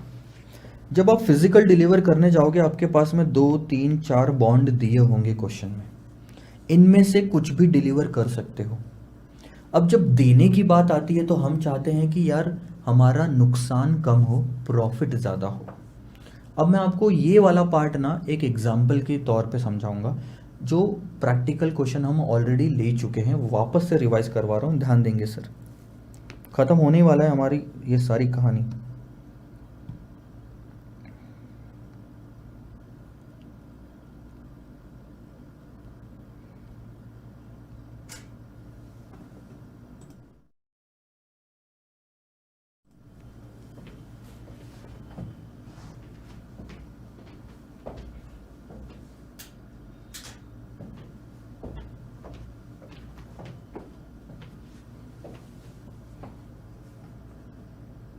सोचो, ये है आपका क्वेश्चन। आपने फ्यूचर्स बेच दिया था, इसका मतलब आपने प्रॉमिस किया था कि आप बॉन्ड बेचेंगे मैच्योरिटी पे। यहां आपने आईआरएफ किया शॉर्ट, और जब मैच्योरिटी आई तो आपके पास में दो ऑप्शन है, या तो कैश में सेटल कर लो या तो फिजिकल डिलीवरी दे के ख़त्म करो। आप कैश में सेटल नहीं कर रहे, आप फिजिकल डिलीवरी देना चाहते हैं, और जब डिलीवरी देना चाहते हो तो बॉन्ड कौन सा देंगे वो डिसाइड करना पड़ेगा ना। यहाँ पे स्टार्टिंग में नहीं होता है कि कौन सा बॉन्ड है। अब आपके पास में ऑप्शन है, तीन बॉन्ड में से कोई भी एक बॉन्ड सामने वाले को देना है, और इन तीनों बॉन्ड की मार्केट में प्राइस चल रही है ये 94.25, 126 या 142। अब आप बोलोगे सर कि इसमें से 94 वाला सस्ता दिख रहा है, यही दे देते हैं, सस्ते में निपट जाएंगे अपन, क्योंकि हमको बॉन्ड देना है तो हमको तो ये खर्चा लगना है, ये प्राइस पे तो हम बॉन्ड खरीदेंगे। बट ऐसी बात नहीं है। एक और कॉन्सेप्ट आता है, वो है कन्वर्जन फैक्टर। आपके बॉन्ड पे डिपेंड करता है कि आपकी फ्यूचर्स की प्राइस क्या होगी। ये है शॉर्ट, यानी आपने इतने अमाउंट पे पहले बेचा था, बिना बॉन्ड देखे, बिना आपने इतने अमाउंट पे बेच दिया। अब उस दिन आपको फ्यूचर्स की कितनी प्राइस मिलनी है, ये डिपेंड करता है इस प्राइस पे और कन्वर्जन फैक्टर पे। अगर आप डिसाइड करते हो, ध्यान देना, बॉन्ड 1 देना है, बॉन्ड 1 हम डिलीवर करना चाहते हैं, इसका मतलब आपका ये होगा खर्चा, 94.25 में बॉन्ड खरीदोगे, और बेचोगे कितने में पता है आपको? बॉन्ड खरीदा 94.25 में और बेचोगे कितने में? फ्यूचर्स की प्राइस पे multiplied by the conversion factor. अगर आपने बोला बॉन्ड 2 देना है, इसका मतलब खरीदोगे कितने में? 126 में, और बेचोगे कितने में? इसकी बेचने की प्राइस कितनी आएगी? फ्यूचर्स की प्राइस जो आपने शॉर्ट की थी मल्टीप्लाइड बाय कन्वर्जन फैक्टर। ऐसे ही तीसरे केस में होगा। तीनों केस में निकालो कि बेचने की अमाउंट कितनी और खरीदने की अमाउंट कितनी, तो नेट में पता चलेगा प्रॉफिट। जिस केस में प्रॉफिट ज्यादा, वो बॉन्ड आप डिलीवर करोगे, उसे कहा जाता है चीपेस्ट टू डिलीवर बॉन्ड। ये कौन सा था? Question number 9। अगर आपको याद होगा तो मैं आप वही नोट्स में लेके चलता हूं जहां पे हमने ये देखा था। क्वेश्चन नंबर 2 9 नहीं, ये 9 नहीं है, ये आई थिंक 8 था।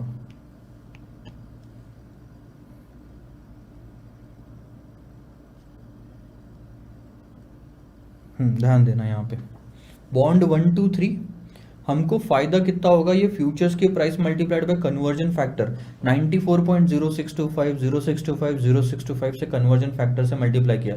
उसके बाद आप देख रहे हो 101.78, उसके बाद में 133.99, 149.99, this is the selling price, minus आपका कोटेड प्राइस 94.25, 126, और आखिर में आपको दिख रहा है प्रॉफिट। प्रॉफिट किस केस में ज़्यादा है? 7.53, 7.99, 7.795। सर सेकंड वाला बॉन्ड में प्रॉफिट ज़्यादा है, इसलिए सेकंड वाला bond CTD bond is the bond 2 as profit is higher in that. CTD का मतलब होता है चीपेस्ट टू डिलीवर, सस्ते से सस्ता बॉन्ड, यानी खर्चा कम, सेलिंग प्राइस ज़्यादा। आइए सर, अब हम ये दो चीज़ें ख़त्म करते हैं। ध्यान देना, इंटरेस्ट रेट फ्यूचर्स में जब फिजिकल डिलीवरी की बात आती है तो ये दो चीजें आपको समझना जरूरी है कि कन्वर्जन फैक्टर क्या है। All the deliverable bond have different maturities and coupon rates to make them comparable, क्योंकि सारे बॉन्ड्स की मैच्योरिटी अलग होती है, सारे बॉन्ड्स का सर आपका कूपन रेट अलग होता है, इसलिए to make them comparable to each other and also with the notional bond, RBI ने इंट्रोड्यूस किया एक कन्वर्जन फैक्टर नाम का system. Conversion factor is published by NSE। Conversion factor into futures की प्राइस जब आप करते हो तब आपको मिलता है कि एक्चुअल डिलीवरी की प्राइस क्या आएगी। अगर आपने बेचने को बोला तो ये है वो प्राइस जो आपको मिलने वाली है, सिर्फ ये नहीं, ये तो स्टार्टिंग में डिसाइड होती है। This multiplied by conversion factor will be the amount that you will be receiving. And cheapest to deliver bond क्या होता है? बहुत ही simple sir, profit of the seller of the futures. हमने IRF बेचा था, कैसे निकालेंगे? जो भी फ्यूचर सेटलमेंट प्राइस है multiplied by conversion factor minus quoted spot price of the bond. तो हमारी जो भी प्राइस डिसाइड हुई थी IRF में, मल्टीप्लाइड बाय फैक्टर करोगे और कोटेड प्राइस कर दोगे तो आपको प्रॉफिट मिलेगा। जो भी सब ज़्यादा से ज़्यादा ये होना चाहिए प्रॉफिट। कई बार ऐसा होता है कि आपको प्रॉफिट नहीं होगा, फ्यूचर्स खरीदा है स्टार्टिंग में या बेचा हो तो राइट्स और ऑब्लिगेशन दोनों आते हैं, तो हर बार प्रॉफिट नहीं आएगा। मैंने जो आपको एग्जांपल दिया उसमें प्रॉफिट है, उसके जस्ट बाद वाला एग्जांपल अगर आपको याद होगा तो उसमें लॉस आ रहा था तीनों केस में, तीनों चारों केस में। जब चारों केस में लॉस आ रहा है तो कौन सा बॉन्ड डिलीवर करोगे? जिसमें लॉस कम हो। प्रॉफिट ज़्यादा लॉस कम, डिलीवर तो करना पड़ेगा ही ना सर, ऑप्शन नहीं है। लॉस आ रहा है तो लॉस ही सही, लेकिन कम से कम लॉस।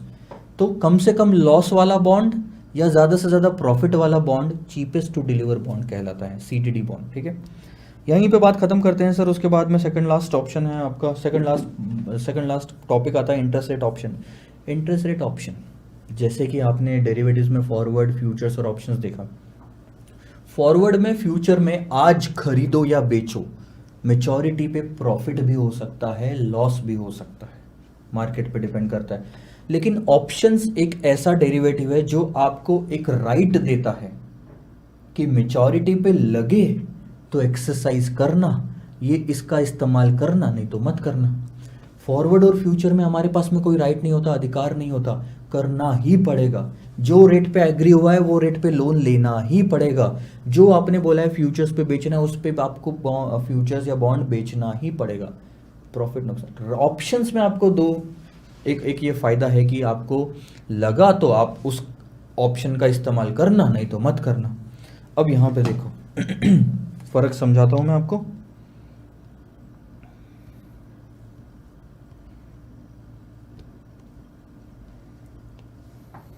यह है टाइम। मैं फॉरवर्ड रेट एग्रीमेंट की बात करता हूँ, समझाने में सिंपल जाएगा। आज मार्केट में रेट 10% चल रहा है, आपको 6 महीने बाद में लोन चाहिए था, तो रेट डिसाइड हुआ सर 10.5%। ठीक है, इससे आपका रिस्क खत्म हो गया कि उस दिन मार्केट में कुछ भी रेट चले हमको फर्क नहीं पड़ेगा, हमने तो सिर्फ 10.5% में लोन लेना है। मान लो उस दिन मार्केट में रेट चल रहा है 12%, आप खुश हो जाओगे क्योंकि आपको अब 10.5% में लोन मिलेगा, यानी आपका फ़ायदा है 1.5%। लेकिन ये भी तो हो सकता है उस दिन मार्केट में रेट चले जाए 9%, सॉरी 8%, तब भी आपको 10.5 पे ही लोन लेना पड़ेगा, तो आपका नुकसान होगा सर 2.5% का। तो दिख रहा है आपको यहाँ पे राइट भी है और लाइबिलिटी भी है आपको इस क्वेश्चन FRA इस कॉन्सेप्ट में। कितना अच्छा होता आज 10.5% फिक्स करने के बाद अगर 12% जाता तो मैं 10.5 पे ही लोन लेता, और 8 पे जाता तो मैं 8 पे ही लोन लेता। तो दोनों केस में अगर आप निकालो तो 12 माइनस 10.5, यहाँ 1.5% का फायदा और यहाँ कोई नुकसान नहीं। यानी आप क्या कर रहे हो, आप एक अपर लिमिट फिक्स कर दे रहे हो इसकी कि 10.5% के नीचे अगर रहा तो मार्केट रेट पे लोन ले लूंगा, 8%, 9%, 7%। लेकिन अगर 10.5 के ऊपर मार्केट में रेट गया ना तो मैं 10.5 पे ही लूँगा ताकि मेरा फ़ायदा 1.5% का हो जाए। इसे कहते हैं सर अपर लिमिट फिक्स करना। ऑप्शन में आप फिक्स कर सकते हो, अगर आप लोन लेने वाले हो तो आप चाहोगे कि आप मैक्सिमम इतना पे करना चाहोगे, 10.5% से ज़्यादा मैं पे नहीं करना चाहता, लेकिन कम है तो उसका फ़ायदा उठाना चाहता हूँ सर, इसे कहते हैं कैप ऑप्शन। इसके बाद में ये लोन का किस्सा हो गया। आप सोचो तो ज़रा, मार्केट में रेट चल रहा है 10% और आपको करना है इन्वेस्टमेंट। इन्वेस्टमेंट के केस पे आप चाहते हो कि 6 महीने बाद जब आप इन्वेस्टमेंट करने जाओगे तो मार्केट में रेट बढ़ जाए, ताकि बढ़े हुए रेट पे आपको इन्वेस्टमेंट करने का बेनिफिट मिले। लेट से अगर 12% हो गया, कितना सही है। आज अगर इन्वेस्टमेंट करूँ तो सिर्फ 10% मिलेगा, कल जाके FD का रेट 12% हो गया तो मुझे 12% से इंटरेस्ट मिलेगा। ठीक है सर, लेकिन आपको डर क्या है कि कहीं इंटरेस्ट रेट गिर के 8% ना हो जाए, तो कितना कम मिलेगा ना आपको फिर। इसीलिए आज आप एक रेट फिक्स कर लेते हो, और ये रेट रहे सर मिनिमम रेट कि इतना तो कम से कम इंटरेस्ट मिलना ही चाहिए, 10.5%, कम से कम इतना तो मिलना ही चाहिए। यानी ये आपने लोअर लिमिट फिक्स कर ली। इन्वेस्टमेंट के केस में लोअर लिमिट, लोन के केस में अपर लिमिट। तो लोअर लिमिट जब आपने फिक्स की, यहाँ पे आपको 12% ही मिलेगा, क्योंकि कम से कम 10.5 मिलना चाहिए ना। मार्केट में तो ज़्यादा चल रहा तो मैं 12 लूँगा, और जब 8% गया तब भी आप 10.5 में ले रहे हो, तो यहाँ आपको कोई नुकसान नहीं, और यहाँ 1.5% का फ़ायदा है। 1.5% आपको, क्योंकि आपने मिनिमम फिक्स कर दिया था, इसके नीचे गया तो जो दूसरी पार्टी है वो आपको 1.5% एक्स्ट्रा दे देगी। इसे कहते हैं सर फ्लोर ऑप्शन। और तीसरा होता है sir collar option. Collar option में आप दो तरह के कॉलर्स बना सकते हो, कैप ऑप्शन खरीद के और फ्लोर बेच के, कैप बेच के और फ्लोर खरीद के। दोनों खरीद के कॉलर नहीं बनाते, मतलब सेंस नहीं बनता, वो जनरली खरीद सकते हो, सेंस बनता नहीं है। अब या तो आप लोन लेने वाले हो या तो आप डिपॉजिट इन्वेस्टमेंट करने वाले हो। लोन का केस में आप ये करोगे और डिपॉजिट के केस में आप ये करोगे, या इन्वेस्टमेंट कह देता हूँ। कैसे सर, समझाओ तो सही, मतलब क्या लॉजिक है। लोन के केस, जब हम लेते हैं तो हमें डर होता है कि कहीं मार्केट में रेट बढ़ ना जाए, इसीलिए हम फिक्स करना चाहते हैं अपर लिमिट, तो कैप ऑप्शन हम खरीदेंगे। और रही बात, हमको क्या लग रहा है कि इंटरेस्ट रेट मार्केट में बढ़ेंगे, गिर तो सकते नहीं हमारे हिसाब से, इसलिए हमने फ्लोर ऑप्शन किसी और को बेच दिया, खरीदा नहीं, बेच दिया। जिसने खरीदा उसको क्या लग रहा है मार्केट में रेट गिरेंगे, हमको पता है मार्केट में रेट गिरेंगे नहीं, बढ़ेंगे। तो फ्लोर बेच के आपका फायदा क्या है, फ्लोर बेच के आपका फायदा है प्रीमियम कमाना। तो यहाँ पे आपने प्रीमियम दिया लेट से 0.5% का, क्योंकि आपने ऑप्शन खरीदा है तो प्रीमियम देना पड़ेगा। और यहाँ आपने प्रीमियम ले लिया 0.5%, तो आपका हो गया ज़ीरो कॉस्ट कॉलर रेडी। बिना किसी खर्चे के आपने कॉलर खरीद लिया, अपर लिमिट फिक्स कर दी। बट ये बहुत रिस्की है, अगर आपकी एक्सपेक्टेशन के हिसाब से इंटरेस्ट रेट नहीं गए और नीचे चले गए ना, तो इसमें तो कुछ नहीं मिलेगा, इसमें आपको लाइबिलिटी बहुत आ जाएगी फ्लोर में। जब आप स्ट्रॉन्ग व्यू रखते हो कि मार्केट में रेट्स बढ़ेंगे ही बढ़ेंगे, buy cap and sell floor. But अगर आपका स्ट्रॉन्ग व्यू है कि मार्केट में रेट गिरेंगे गिरेंगे इन्वेस्टमेंट के केस में, तो आप लोअर लिमिट फिक्स करना चाहोगे तो फ्लोर खरीदोगे और कैप किसी और को बेच दोगे, तो इसमें कमाई होगी प्रीमियम की। जब भी आप ऑप्शन बेचते हो, भले ही कैप बेचो या फ्लोर बेचो, सिर्फ कमाई होती है प्रीमियम की, उससे ज़्यादा नहीं कुछ भी। ठीक है sir, this is interest rate, caps, collars and options. एक तरह से मैं इसकी ये हो आप, ये हो बैंक, चलो ऐसा ले लेते हैं। ट्रांजैक्शन कैसे होंगे मैं आपको बताता हूँ। लोन का केस लेते हैं, हम लोन लेने वाले आज से ठीक 6 महीने बाद, या मान लो यहीं पे हमने लोन लिया, तो बैंक के साथ फ्लोटिंग रेट पे लोन डिसाइड हुआ है, और फ्लोटिंग रेट है लाइबॉर। लाइबॉर चल रहा है 10%, लेट से 11, और हमने ना कैप ऑप्शन भी लेके रखा है। तो कैप ऑप्शन में हमने लिमिट फिक्स कर रखी है 12% की, कि उसके ऊपर हम नहीं देंगे। तो मार्केट में रेट चल रहा है 10, 11, 13, 15, 8, ठीक है, ध्यान देना क्या होता है। तो जब जब बारी आएगी तब तब बैंक को इंटरेस्ट देना पड़ेगा। 10% पे लोन लिया आपने, तो लाइबॉर पे लोन लिया तो 10% बैंक को देना पड़ेगा, यहाँ 11% बैंक को देना पड़ेगा, यहाँ 13% बैंक को देना पड़ रहा है, और आपने किसी और पार्टी के साथ में 12% मैक्सिमम फिक्स किया था। तो अब ये वाली पार्टी जो है आपको बैलेंस दे देगी, डिफरेंस परसेंटेज। मार्केट में आपने बैंक को 13 दिया, आपको ये पार्टी 1% दे देगी। बैंक को आप पैसा दे रहे हो, इसलिए मैं माइनस कर रहा हूँ। बैंक को कोई लेना देना नहीं है कि आपने किसी और पार्टी के साथ में कैप ऑप्शन लिया है, फ्लोर लिया है या कॉलर लिया है। बैंक से लाइबॉर पे लोन लिया, बैंक को जो लाइबॉर है उस पर आप इंटरेस्ट चुकाते जाओ, और क्योंकि यहाँ पे आपने ज़्यादा इंटरेस्ट चुकाया तो कैप वाली पार्टी आपको बैलेंस अमाउंट दे देगी। अल्टीमेटली आपका जो खर्चा है ये 12% से ऊपर नहीं जाएगा। जैसे ही 15 हुआ तो आपको कैप वाली पार्टी 3% दे देगी, आपका 12 से खर्चा ऊपर नहीं जाएगा। और -8 जब हुआ तब आपको सिर्फ 8 ही पे करना है, तो कैप ऑप्शन आपको कुछ, कैप पार्टी आपको कुछ भी नहीं देगी, क्योंकि कैप पार्टी क्या बोलती है, 12 के ऊपर देना पड़ा आपको तो मैं जाके आपको दूंगा कुछ। तो आप देख सकते हो यहाँ पे आपको कहीं पे भी -10, -11, -8, 12% के ऊपर नेट में नहीं पड़ रहा है ये लोन। अब आप सोचोगे सर कैप पार्टी का क्या फ़ायदा, फ़ायदा है सर, उसको हर पॉइंट पे प्रीमियम मिल रहा है, क्योंकि आपने उसको हर पॉइंट पे सिक्योरिटी दी। अब इसमें मार्केट में रेट नहीं बढ़े तो इसमें कैप पार्टी की क्या गलती। इसी तरह से सर फ्लोर काम करेगा। लास्ट टॉपिक है सर हमारा इंटरेस्ट रेट स्वैप्स, ध्यान से देखेंगे। इंटरेस्ट रेट स्वैप क्या होता है? बहुत ही सिंपल सा। कई बार ऐसी सिचुएशन आती है, हमने लोन ले लिया फ्लोटिंग पे। हम अगर फ्लोटिंग रेट पे लोन ले रहे हैं तो इसका मतलब क्या है कि हमको लगता है आने वाले समय में रेट गिरने वाले हैं। इसका डायग्राम यहाँ पे, अगर आने वाले समय में आपको लगता है कि इंटरेस्ट रेट गिरने वाले हैं, यह है इंटरेस्ट रेट 8, 10, 12, 14, 16, कुछ भी ले लो, अभी तो 18। अब आपको लगता है कि आने वाले समय में इंटरेस्ट रेट गिरने वाले, तो आप चाहोगे कि भैया गिरे हुए रेट पे आप इंटरेस्ट का पेमेंट करो। तो जो आप 18% यहाँ पे दे रहे थे, वो यहाँ पे सिर्फ 10% देना पड़ेगा आने वाले समय में, 4-5 साल बाद में। तो आप फ्लोटिंग रेट पे लोन ले लेते हो। आप फिक्स रेट पे कब लोन लेते हो? तो इस केस में आप फ्लोटिंग पे लोन लोगे। अब आप बताओ फिक्स रेट पे लोन कब लेते हो? 8, 10, 12, 14, 16, 18।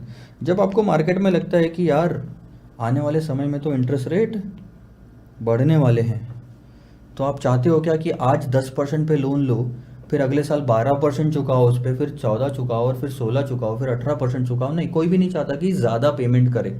इसीलिए कोई भी चाहेगा कि मैं एक रेट फिक्स कर लूँ, लेट से 12%, भले ही मेरे को आज ज़्यादा देना पड़ रहा हो, लेकिन आने वाले समय में 12 ही देना पड़ेगा जब मार्केट में रेट बढ़ जाएंगे। तो ये आपने ले लिया फिक्स रेट लोन, और यहाँ आपने लिया था सर फ्लोटिंग रेट लोन। तो एग्जैक्टली जैसे जैसे इंटरेस्ट रेट जाएगा मार्केट में, वैसे वैसे आपको चुकाना पड़ेगा। तो आपने जो लोन लिया वो रेड कलर से दिख रहा है, मार्केट में जो रेट चल रहे हैं वो ब्लैक कलर से दिख रहा है। आई बात समझ में? अब बारी आती है स्वैपिंग की। क्यों? आपने ले लिया मार्केट में रेट गिरने वाले हैं, ये सोच के फ्लोटिंग रेट पे लोन ले लिया, बट अब आपको लग रहा है कि कहीं मार्केट में रेट बढ़ ना जाए। रिस्क है सर, मेरी एक्सपेक्टेशन के हिसाब से थोड़ी चलेगा हमेशा। मैं कोई जादूगर या ज्योतिषी थोड़ी हूँ जो मैंने बोला सोचा जो वही होगा ना। मार्केट में अगर मेरे अगेंस्ट सोचे हुए अगेंस्ट में रेट जाने लगते हैं तो मुझे डर सताएगा। अब अगर सोचो फ्लोटिंग रेट पे लोन ले लिया और मार्केट में रेट गिरने की बजाय बढ़ते गए बढ़ते गए बढ़ते गए, तो मुझे भी ज़्यादा रेट पे लोन चुकाना पड़ेगा।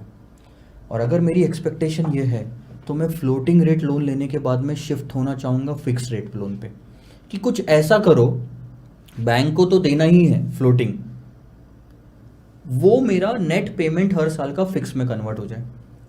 और कुछ एक पार्टी आपको ऐसी ढूंढनी पड़ेगी जिसका एग्जैक्टली अपोजिट व्यू है। स्वैपिंग का मतलब होता है इंटरेस्ट रेट के ऑब्लिगेशंस को एक्सचेंज करना, एक दूसरे के साथ में इंटरेस्ट रेट ऑब्लिगेशन एक्सचेंज करना।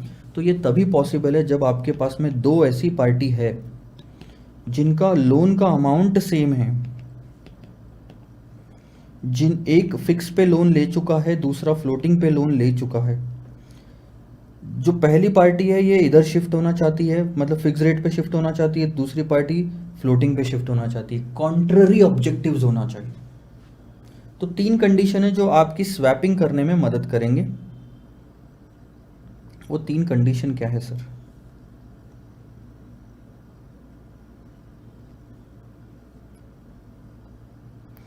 ये 3 कंडीशन हमेशा आप याद रखना। What are the prerequisites of interest rate swaps? सबसे पहले कॉन्ट्ररी ऑब्जेक्टिव्स होने चाहिए पार्टीज के। मुझे फिक्स पे शिफ्ट होना है और उसे फ्लोटिंग पे शिफ्ट होना है, तभी इन दो पार्टीज के बीच में स्वैपिंग हो पाएगी। दूसरा, the difference between the fix rate of both the parties should be more than the difference between the floating rate. कब, कैसे पॉसिबल है, ध्यान देना। मान लो ए है, बी है, फिक्स रेट, फ्लोटिंग रेट। ए मार्केट में लोन लेने जाता है, उसे 11% पे लोन मिलता है। बी मार्केट में लोन लेने जाता है, उसे 10.5% पे लोन मिलता है। 10.5 नहीं, 8% पे लोन मिलता है। तो यार बी को तो सस्ते में मिल रहा है। अब अगर फ्लोटिंग, अच्छा ए अगर फिक्स पे ना ले और फ्लोटिंग पे लेने जाए तो उसे लेट से लाइबोर प्लस 1% पे लोन मिल रहा है, लाइबोर प्लस 2% पे लोन मिल रहा है। और अगर बी फ्लोटिंग पे लेने जाए तो उसे लाइबोर प्लस 1% पे लोन मिल रहा है। यहाँ पे एडवांटेज है बी को, क्योंकि फिक्स में भी उसे कंपैरेटिवली सस्ता मिल रहा है और फ्लोटिंग में भी उसे सस्ता मिल रहा है। The difference between fix rate is 3%। 11 और 8, and the difference between floating rate is 1%, और इन दोनों का डिफरेंस है 3 - 1 यानी कि 2%। कभी भी फिक्स रेट का डिफरेंस फ्लोटिंग से ज़्यादा होना चाहिए, ये सेकंड कंडीशन है। तीसरी कंडीशन है सर, अगर प्लेन वैनिला स्वैप है, मैं आगे बताऊंगा क्या होता है, तो उसमें करेंसी दोनों की सेम होनी चाहिए, रुपीज़, अमाउंट भी जो है लोन की दोनों की सेम होनी चाहिए, 1000 करोड़, तभी ये स्वैपिंग पॉसिबल है सर। ठीक है, तो ये चीज़ आपको समझेगी। अब ये स्वैप के ट्रांजेक्शन सर होते कैसे हैं?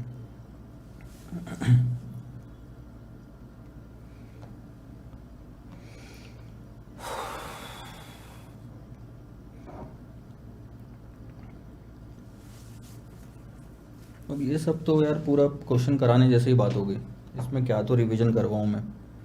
ठीक है, ध्यान दे दो। एक सिंपल सा एग्जांपल लेके मैं आपको समझा देता हूँ। Let's say there are two companies, Rimco and Wimco. Rimco को फिक्स रेट लोन पड़ रहा है 11%, विमको को 10.25 पड़ रहा है। फ्लोटिंग रेट अगर रिमको लोन लेना चाहे तो माइबॉर प्लस 1%, और यह है माइबॉर प्लस 1.75%। अब अगर आप दोनों के बीच में, यहाँ आ जाओ,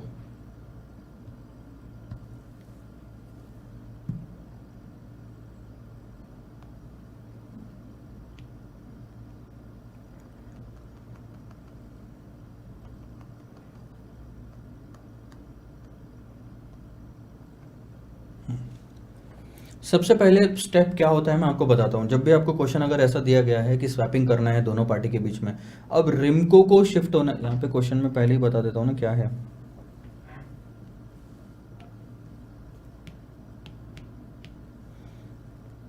हाँ, रिमको को फिक्स रेट पे शिफ्ट होना है और विमको को फ्लोटिंग पे शिफ्ट होना है।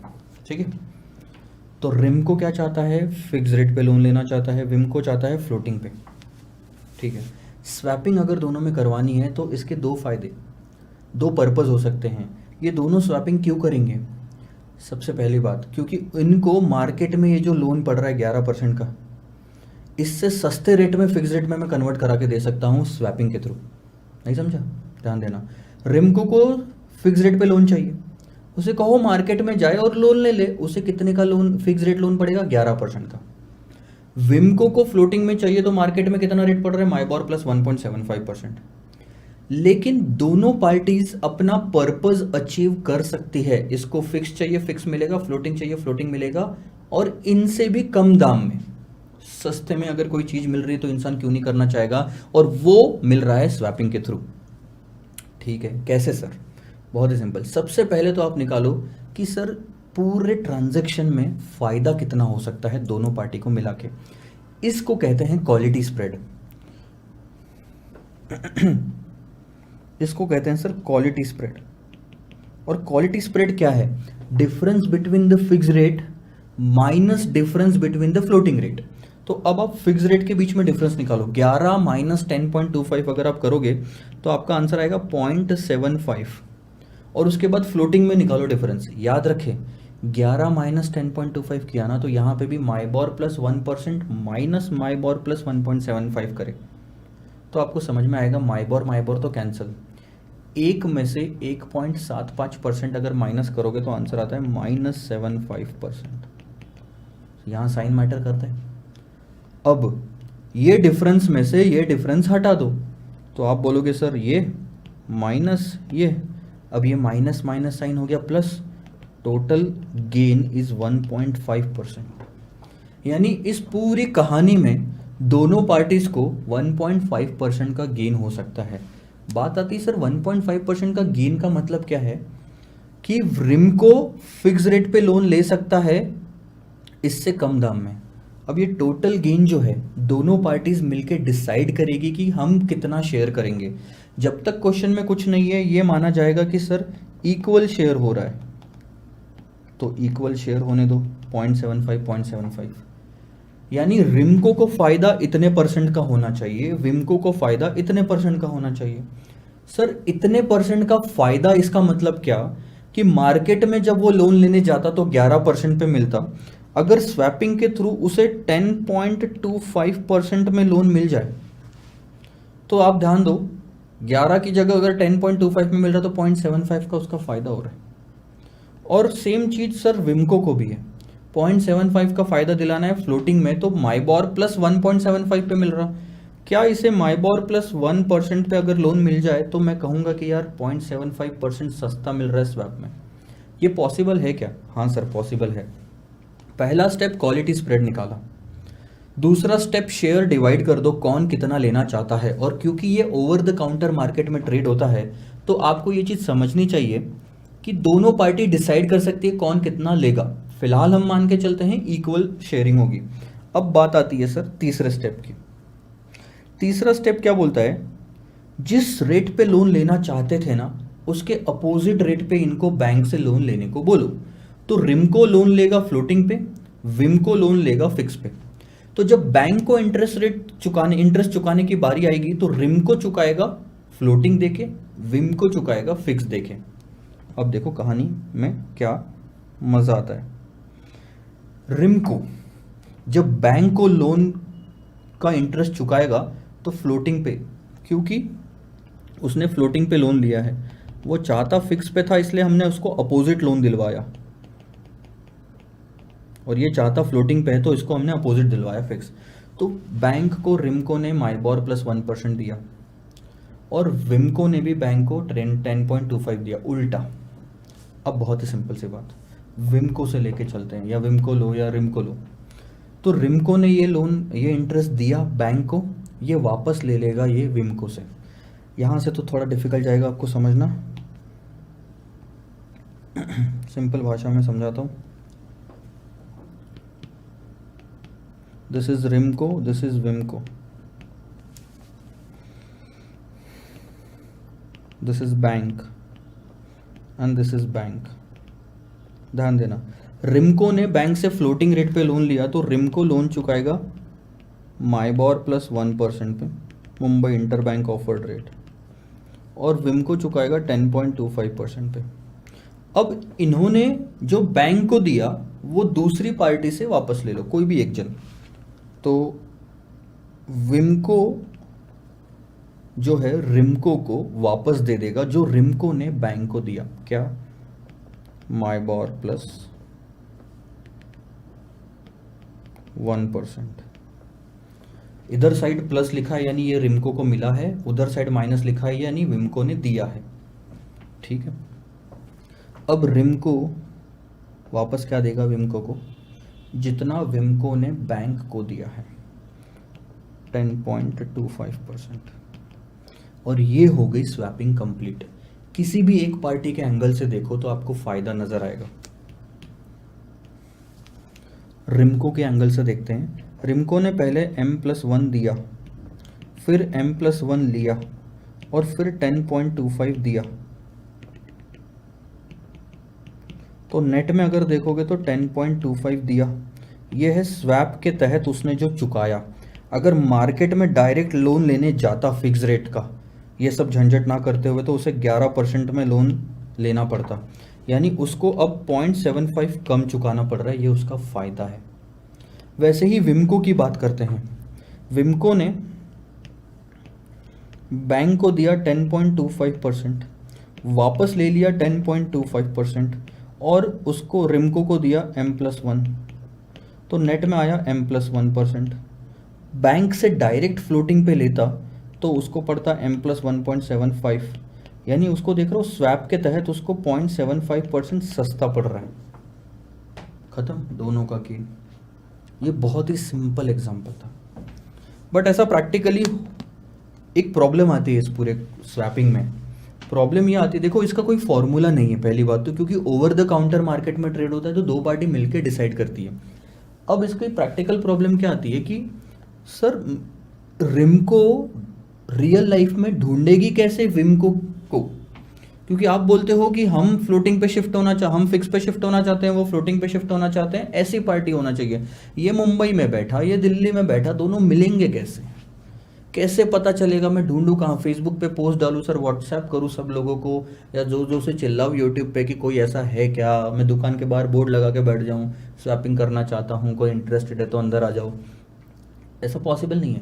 So it is very difficult practically to find the other parties, and that's why the concept of dealer has been introduced कि एक बीच में इंटरमीडियरी होता है जो दोनों पार्टी की मदद करता है। एक सेकंड ना,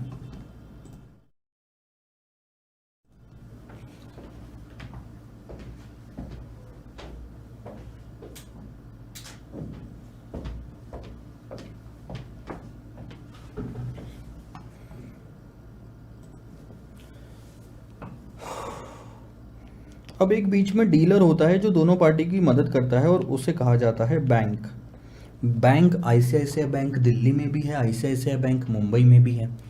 अब ये बैंक पूरा सेंट्रलाइज्ड होती है, तो दिल्ली में किसी ने स्वैप की रिक्वेस्ट डाली होगी ना, तो मुंबई में पता चल जाएगा, और मुंबई में कोई आया होगा तो मुंबई वाले दिल्ली को बता देंगे। तो ऐसा पूरा एक प्लेटफॉर्म पे अवेलेबल होगा जितनी भी ऐसी रिक्वेस्ट आई, और ये लोग फिर ऐसी पार्टीज़ को मैच करवाते हैं, और ये तो काम फ्री में कोई नहीं करेगा, इसलिए डीलर भी अपना कमीशन रखता है। अब इस केस में अगर एक क्वेश्चन मैं आपसे कहूँ कि पूरे केस में सर ये बताओ what would be the transaction अगर dealer arranging the swap between these two parties wants to keep 0.5% out of 1.5%। देखो टोटल प्रॉफिट तो आपका 1.5 ही रहेगा, इसमें से कमीशन अगर आपने 0.5 दे दिया तो बचा 1% जो कि दो पार्टी में शेयर होना है, रिमको और विमको, ये अपने आप डिसाइड कर लें। अगर डिसाइड नहीं किया तो इनमें भी हम आधा आधा बांटेंगे, यानी 0.5 यानी अब तीनों का कमीशन मतलब तीनों का प्रॉफिट, ये दोनों का प्रॉफिट इतना होना चाहिए और कमीशन इसका इतना होना चाहिए। ठीक है, अब ये वाले ट्रांजैक्शन कैसे करते हैं ये मैंने यहाँ पे लिखा हुआ है। इंटरेस्ट रेट रिस्क मैनेजमेंट का ये पूरा पीडीएफ क्लास नोट्स का आपको एमसीक्यू ऐप में कॉन्फ्रेंसा वाले में मिलेगा कुछ टाइम तक, तो आप वहाँ से डाउनलोड करें और ये वाला पूरा ट्रांजैक्शन देखें। अब इसमें टाइम लगेगा, मतलब बहुत सारा चीज़ें समझाया हुआ है, तो ये आप देख लोगे आपकी कहानी ख़त्म। इसी तरह से interest rate swap sir agree होते हैं, और भी अलग अलग तरह के क्वेश्चन है जो हमने देखे हैं इंटरेस्ट रेट स्वैप्स पे। यहीं कहानी ख़त्म करते हैं सर इंटरेस्ट रेट स्वैप पे। आगे अब बात करेंगे स्वैप्स का एक पार्ट और था, स्वैप्स का वैल्यूएशन, जो आपके सिलेबस में अभी तक है नहीं। अगर आपकी जो पार्टी है वो from the point of view of floating rate pair, जो फ्लोटिंग रेट पे करना चाहता है, तो उस केस में स्वैप का वैल्यूएशन बॉन्ड की value at the fix rate, bond की value minus at the floating rate. क्या है सर, मतलब नहीं समझा, ध्यान देना। 0 पॉइंट पे जब दो पार्टी स्वैप एग्रीमेंट में एंटर होती है तो दोनों के स्वैप की जो वैल्यू होती है वो होती है 0, क्योंकि अगर किसी को भी फायदा होना रहा तो दूसरे को नुकसान आ जाएगा, वो चीज़ वो नहीं होना चाहिए। स्वैप एग्रीमेंट खत्म उधर हो रहा है, किसी भी पॉइंट पे आगे जाके, क्योंकि बॉन्ड के प्राइसेस और मार्केट में रेट्स बदल जाते हैं, यहाँ पे आप स्वैप की वैल्यू निकालना चाहो तो पॉसिबल है। कैसे सर पॉसिबल है, डिपेंड करता है कौन सी पार्टी निकाल रही है। एक तो होता है सर फ्लोटिंग रेट पेयर और दूसरा होगा फिक्स रेट पेयर। ठीक है, दो पार्टी ऐसी होगी ना, फ्लोटिंग पेयर फिक्स पेयर। तो इसके लिए स्वैप की वैल्यू निकालना क्यों, बहुत ही सिंपल सी बात है, मिल कितना रहा है और दे कितने रहे, फ्लोटिंग दे रहा है ना हम, तो स्वैप की वैल्यू इज बॉन्ड की value at fix rate minus bond की वैल्यू एट फ्लोटिंग रेट। यहाँ स्वैप की वैल्यू इज बॉन्ड की value at floating minus bond की वैल्यू एट फिक्स। सर कैसे याद रखेंगे, बहुत ही सिंपल, जो आप पे कर रहे हो, अभी आपका प्रॉफिट कैसे निकालते हो सर, 10 रुपये मिला, 8 रुपये पे किए तो 2 रुपये बचा ना। जो आप देते हो ये बाद में लिखते हो, जो मिलता है पहले लिखते हो, तो आपको पता चलता है आपका प्रॉफिट कितना, पॉजिटिव में आंसर तभी आता है। सिंपल सी बात है, फ्लोटिंग पे किया तो फ्लोटिंग रेट से बॉन्ड की वैल्यू को बाद में रखो, फिक्स पे किया तो फिक्स की रेट से बॉन्ड की वैल्यू को बाद में रखो, और पहला वाला आपका रिसिप्ट है, तो ये हमेशा रिसिप्ट वाला कॉलम रहेगा, ये आपका पेमेंट वाला कॉलम रहेगा। अब sir B fix B F L होता क्या है, बॉन्ड वैल्यूएशन देखा है ना आपने, उसमें हम बॉन्ड की वैल्यू कैसे निकालते हैं कि कूपन इंटरेस्ट जो मिलने वाला है आने वाले टाइम में उनकी प्रेजेंट वैल्यू, और मेचोरिटी पे बॉन्ड का जो रिडम्पशन है उसकी प्रेजेंट वैल्यू, दोनों को टोटल करते हो तो बॉन्ड की वैल्यू निकलती है, ये वही है। बस फिक्स रेट पे बॉन्ड की वैल्यू निकालना आसान होता है, फ्लोटिंग रेट में अलग अलग कूपन रहेगा, अलग अलग रेट रहेगा, तो उस पर आपको बॉन्ड की वैल्यू निकालना थोड़ा डिफिकल्ट जाएगा, बट आपको मैक्सिमम क्वेश्चन ऐसा अभी तक तो है नहीं हमारे सिलेबस में, तो इतना ज़्यादा चिंता करने की ज़रूरत है नहीं फिलहाल। आगे हैं सर, लास्ट टॉपिक पे डिस्कशन करते हैं अब, दैट इज़ स्वैप्शन। अच्छा नहीं, एक और टॉपिक बचा है आपका, जो है sir different types of swaps क्या होते हैं। डिफरेंट टाइप्स ऑफ स्वैप्स, 4 तरह के टाइप होते हैं। सबसे बेसिक स्वैप होता है फिक्स रेट लो फ्लोटिंग दो। फिक्स टू फ्लोटिंग वाला जो स्वैप होता है उसे कहते हैं plain vanilla interest rate swap, fix to floating. दूसरा होता है सर बेसिस रेट स्वैप। अब मैं चार्ट के थ्रू ही समझा देता हूं आपको, ध्यान देना। तो हम बात करेंगे सर प्लेन वैनिला स्वैप की, फिक्स लो फ्लोटिंग दो। फिक्स टू फ्लोटिंग स्वैप जो होता है उसे प्लेन वैनिला स्वैप कहते हैं। दूसरा होता है सर बेसिस रेट स्वैप, जिसमें फ्लोटिंग टू फ्लोटिंग स्वैप होता है, यानी फ्लोटिंग लाइबॉर लो फ्लोटिंग माइबॉर दो। तो इसमें बेसिस जो है दोनों के फ्लोटिंग का, दोनों फ्लोटिंग है, लेकिन बेसिस जो है वो अलग अलग है। एक फ्लोटिंग है लाइबॉर के बेसिस पे, एक फ्लोटिंग है माइबॉर के बेसिस पे, या कोई और भी बेसिस हो सकता है। तीसरा है सर असेट रेट स्वैप। अब असेट रेट स्वैप में क्या होता है, it's similar to plain vanilla swap, but फर्क कहाँ है। यहां पे जो प्लेन वैनिला, इसमें fix rate on loan floating rate on loan की बात होती है, fix rate on investment floating rate on investment की बात होती है। सिंपल है ना, क्योंकि लोन आपने फिक्स रेट पे लिया या लोन आपने फ्लोटिंग पे लिया तो वो यहाँ आता है। लेकिन असेट रेट स्वैप में क्या होता है, दो अलग अलग चीज़ें होती है, असेट अलग अलग होता है। तो असेट कैन बी बॉन्ड की फ्लोटिंग रेट पे अगर आपने इन्वेस्टमेंट किया हो। दोनों में स्वैपिंग क्या होती है, देखो ये दो पार्टी है, इसने इन्वेस्टमेंट किया है और इसने लोन लेके रखा है। अब इसने इन्वेस्टमेंट किया है किसी बॉन्ड में, फ्लोटिंग रेट के बॉन्ड में, और इसने लोन लेके रखा है फिक्स रेट। अभी लोन भी मत लो, हम क्या लें इसमें, हाँ ठीक है, यहाँ पे भी इन्वेस्टमेंट ले लो, लेकिन ये इन्वेस्टमेंट है किसी फिक्स रेट पे। तो सोचो यहाँ पे आपका जो बेसिस है, ये बेसिस, अब इन्वेस्टमेंट यहाँ पे ये लो फिक्स रेट पे नहीं, आप लोग इक्विटी शेयर्स खरीद कर रखें। अब दोनों फ्लोटिंग है, पॉसिबल।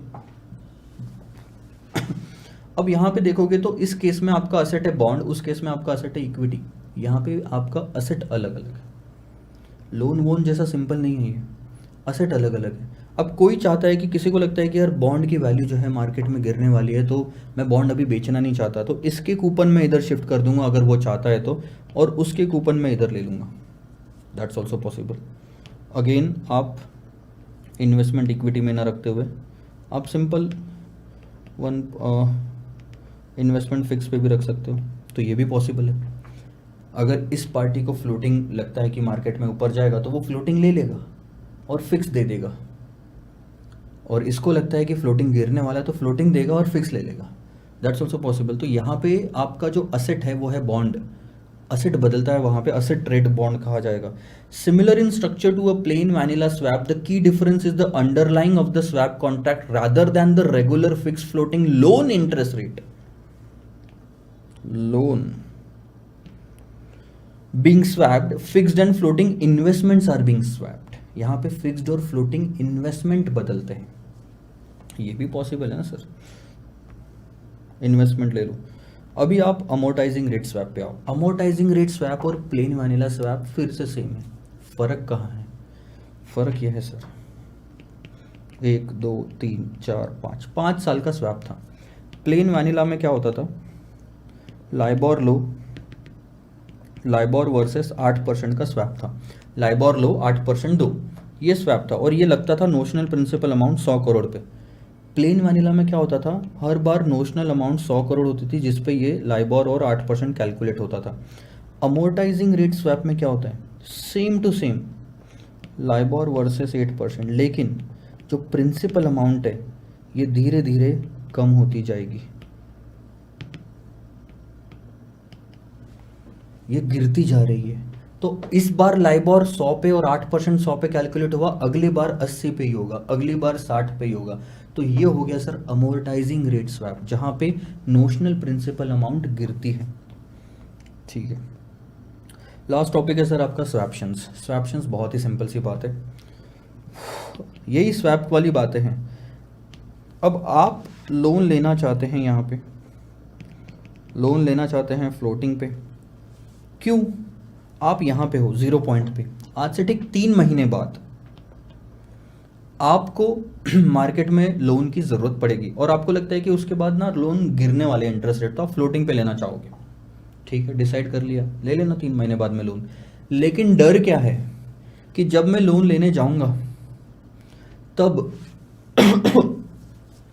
कहीं सर, तब कहीं अगर ऐसा हो गया कि मतलब मैंने मान लो लोन ले भी लिया और उसके बाद 1 आध 2 साल बाद में मेरे को ऐसा हो गया कि रेट बढ़ने वाले हैं, तो ये तो रिस्क रहता है फ्लोटिंग लोन में, तब आप उसको स्वैप ज़रूर करवाना चाहोगे। आपके पास एफआरए ऑप्शन है, आपके पास फ्यूचर्स ऑप्शन है, ऑप्शन भी कैप कॉलर भी ऑप्शन है, एक स्वैपिंग भी तो ऑप्शन है।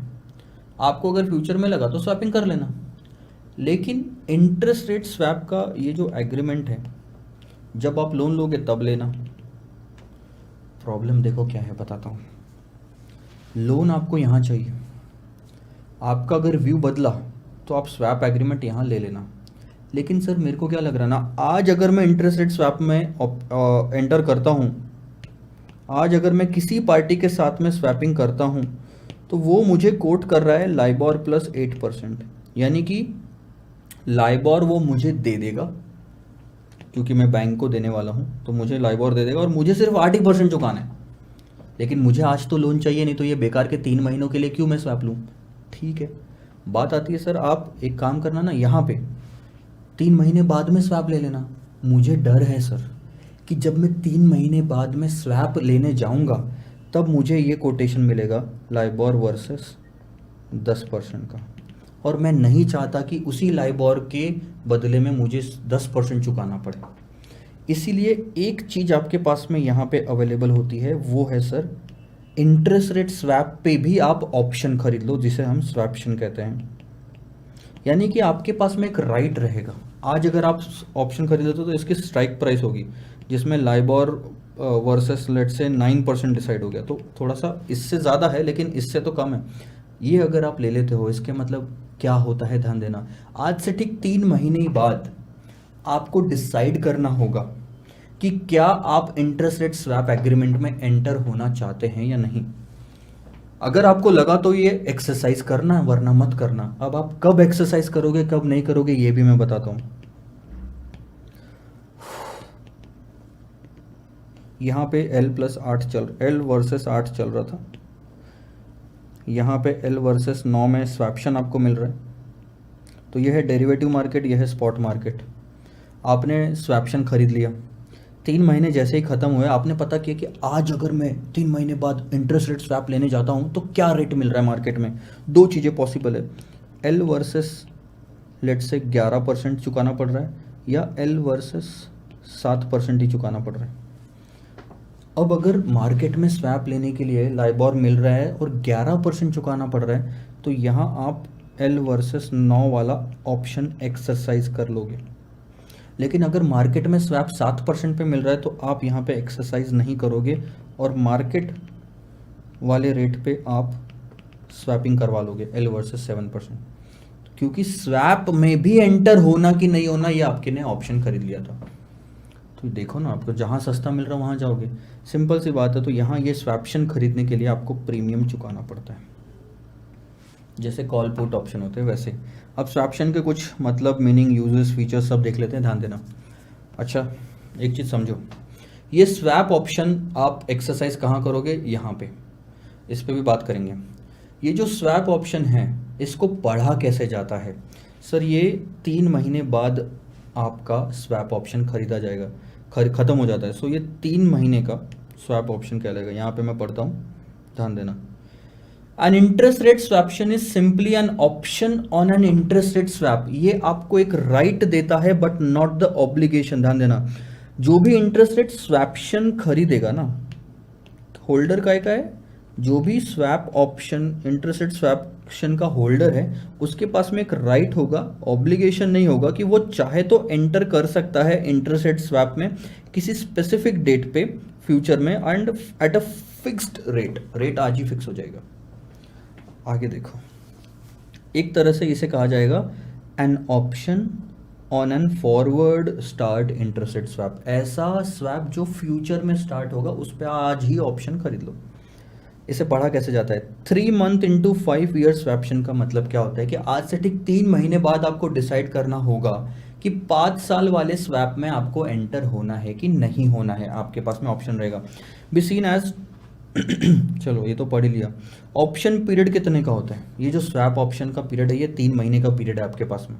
ऑप्शन का पीरियड 3 महीने का है, स्वैप का पीरियड 5 साल का है। डिफरेंस है ना। ये 3 महीने के अंदर डिसाइड करना है कि क्या मैंने 5 साल का एग्रीमेंट करना चाहिए नहीं करना चाहिए। इसके बाद आपका जो ऑप्शन का प्रीमियम आपको चुकाना पड़ेगा, क्योंकि अगर आपने ऑप्शन लिया है, राइट लिया है, ऑब्लिगेशन नहीं लिया तो प्रीमियम देना पड़ता है। सर हर जगह दिया है हमने, कैप फ्लोर कॉलर में दिया है, डेरिवेटिव्स में भी कॉल और पुट में भी दिया है, यहाँ पे भी देंगे। बेसिस पॉइंट में दिया जाता है, लेट से 20 बेसिस पॉइंट, 0.20%। अब बात करते हैं इसका इस्तेमाल। इसका इस्तेमाल कौन कौन करेंगे सर? बहुत ही सिंपल। कुछ लोग होते हैं जिनको एक्चुअल में सर कोई लोन वोन लेना नहीं होता, ये सिर्फ 3 महीने की खेल खेलते हैं। 3 महीने के खेल में कैसा होगा मैं आपको ध्यान दो बताता हूँ। सिर्फ स्पेकुलेशन के पर्पज से L वर्सेस 9% है ना, principal amount late say 100 crore है, इसका मतलब अब आपको 9% ही देने हैं। और यहाँ अगर मार्केट में रेट 11% चल रहा है तो आपका 2% का फ़ायदा है। स्वैप ऑप्शन ख़त्म कर दो, ऑप्शन ख़त्म, इंटरेस्ट रेट स्वैप ख़त्म, कोई लोन नहीं लेना सर। यहाँ पे मैं 2% 100 करोड़ पे लेके घर चला जाऊँगा, क्योंकि मार्केट में लोन 11% पे मिल रहा, यहाँ 9% ही चुकाना पड़ रहा स्वैप में। तो एक पर्पज़ होता है स्पेकुलेशन पर्पज़। इसके बाद में आप हेजिंग कर सकते हो, जैसे मैं आपको ये बता रहा था, ये हेजिंग वाला ही ऑप्शन था कि मुझे लेना है, रिस्क कम करना है, इसलिए मैं पहले से खरीद के रख रहा हूँ। स्पेकुलेशन हेजिंग दोनों पर्पज़ आ गए आपके। उसके बाद में कोई बोरोविंग करना चाहता है किसी के एक एक्सेप्टेबल रेट पे, तो वो भी फिक्स कर सकता है अभी से ही कि क्या रेट होना चाहिए। कुछ बिजनेसेस जो कॉन्ट्रैक्ट्स के पीछे भागते हैं उनके लिए कॉलेबल पुटेबल बॉन्ड को प्रोटेक्ट करने के लिए भी स्वैप्शन का इस्तेमाल किया जाता है। तो ये थोड़ा सा पढ़ लेना, बस पढ़ लोगे तो ख़त्म हो जाता है। लास्ट टॉपिक है सर आपका कैटेगरीज। 3 तरह की कैटेगरी होती है स्वैप्शन में, बर्म्यूडियन, यूरोपियन और अमेरिकन ऑप्शन स्वैप्शन। आपको ये 3 महीने का पीरियड दिख रहा है, इस 3 महीने के अंदर में आपको एक्सरसाइज करना है, आपको बताना है कि क्या आप ये जो 3 महीने का पीरियड है इसके अंदर आपको बताना है कि क्या आप इंटरेस्ट रेट स्वैप में एंटर होना चाहते हैं। अब ध्यान दो, एक बार यहाँ पे अगर आपने ऑप्शन स्वैप्शन खरीद लिया 0 पॉइंट पे, तो 3 अलग अलग स्वैप्शन के टाइप होते हैं। सबसे पहले आज ऑप्शन खरीदने के बाद में सिर्फ आपको डिसीजन लेने का टाइम यहाँ पे मिलेगा, इस पॉइंट पे।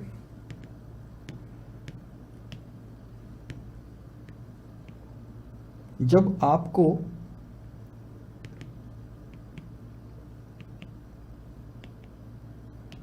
डिसीजन सिर्फ आखिरी में लेने मिल रहा है, यानी एट मेच्योरिटी, कि आपको स्वैप में एंटर होना है कि नहीं होना है, इसे कहा जाता है सर यूरोपियन स्वैप्शन। अगर आपको इस 3 महीने के दौरान कभी भी ऑप्शन को, इस स्वैप ऑप्शन को एक्सरसाइज करने का राइट मिलता है, आप कभी भी डिसाइड कर लो कि आपको स्वैप एग्रीमेंट में एंटर होना कि नहीं होना, तो अमेरिकन स्वैप्शन।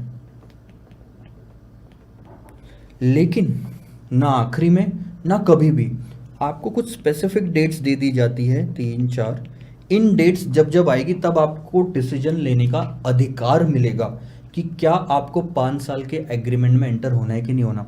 डेट गई, अब आप डिसीजन नहीं ले सकते, अगली डेट का इंतजार करो, फिर डेट गई, अगली डेट का इंतजार करो। तो कुछ स्पेसिफिक डेट है, कभी भी नहीं या खाली आखिरी में भी नहीं, इन दोनों का कॉम्बिनेशन, इसे कहा जाएगा सर आपका बर्म्यूडियन।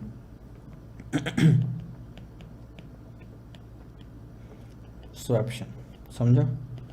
और आप ये कॉल और पुट में भी देख चुके हो, कॉल, यूरोपियन कॉल ऑप्शन को CE की तरह से पढ़ते हैं, PE की तरह से पढ़ेंगे पुट ऑप्शन यूरोपियन को, ये CA हो जाएगा, ये PA हो जाएगा। American call option, American put option, European call option, European put option. Bermudian में कॉल पुट में नहीं था अपने को, तो ये समझ में आया। यूरोपियन किसे कहते हैं, आखिरी वाले को, अमेरिकन और बर्म्यूडियन। ये 3 डायग्राम भी निकाल लेना तो आपको सब समझ में आ जाएगा एक झटके में। This is it. This is the entire scenario of the interest rate risk management chapter. We are going to start a foreign exchange and risk management chapter from the next lecture. Stay connected and keep revising this video. Bye bye for now.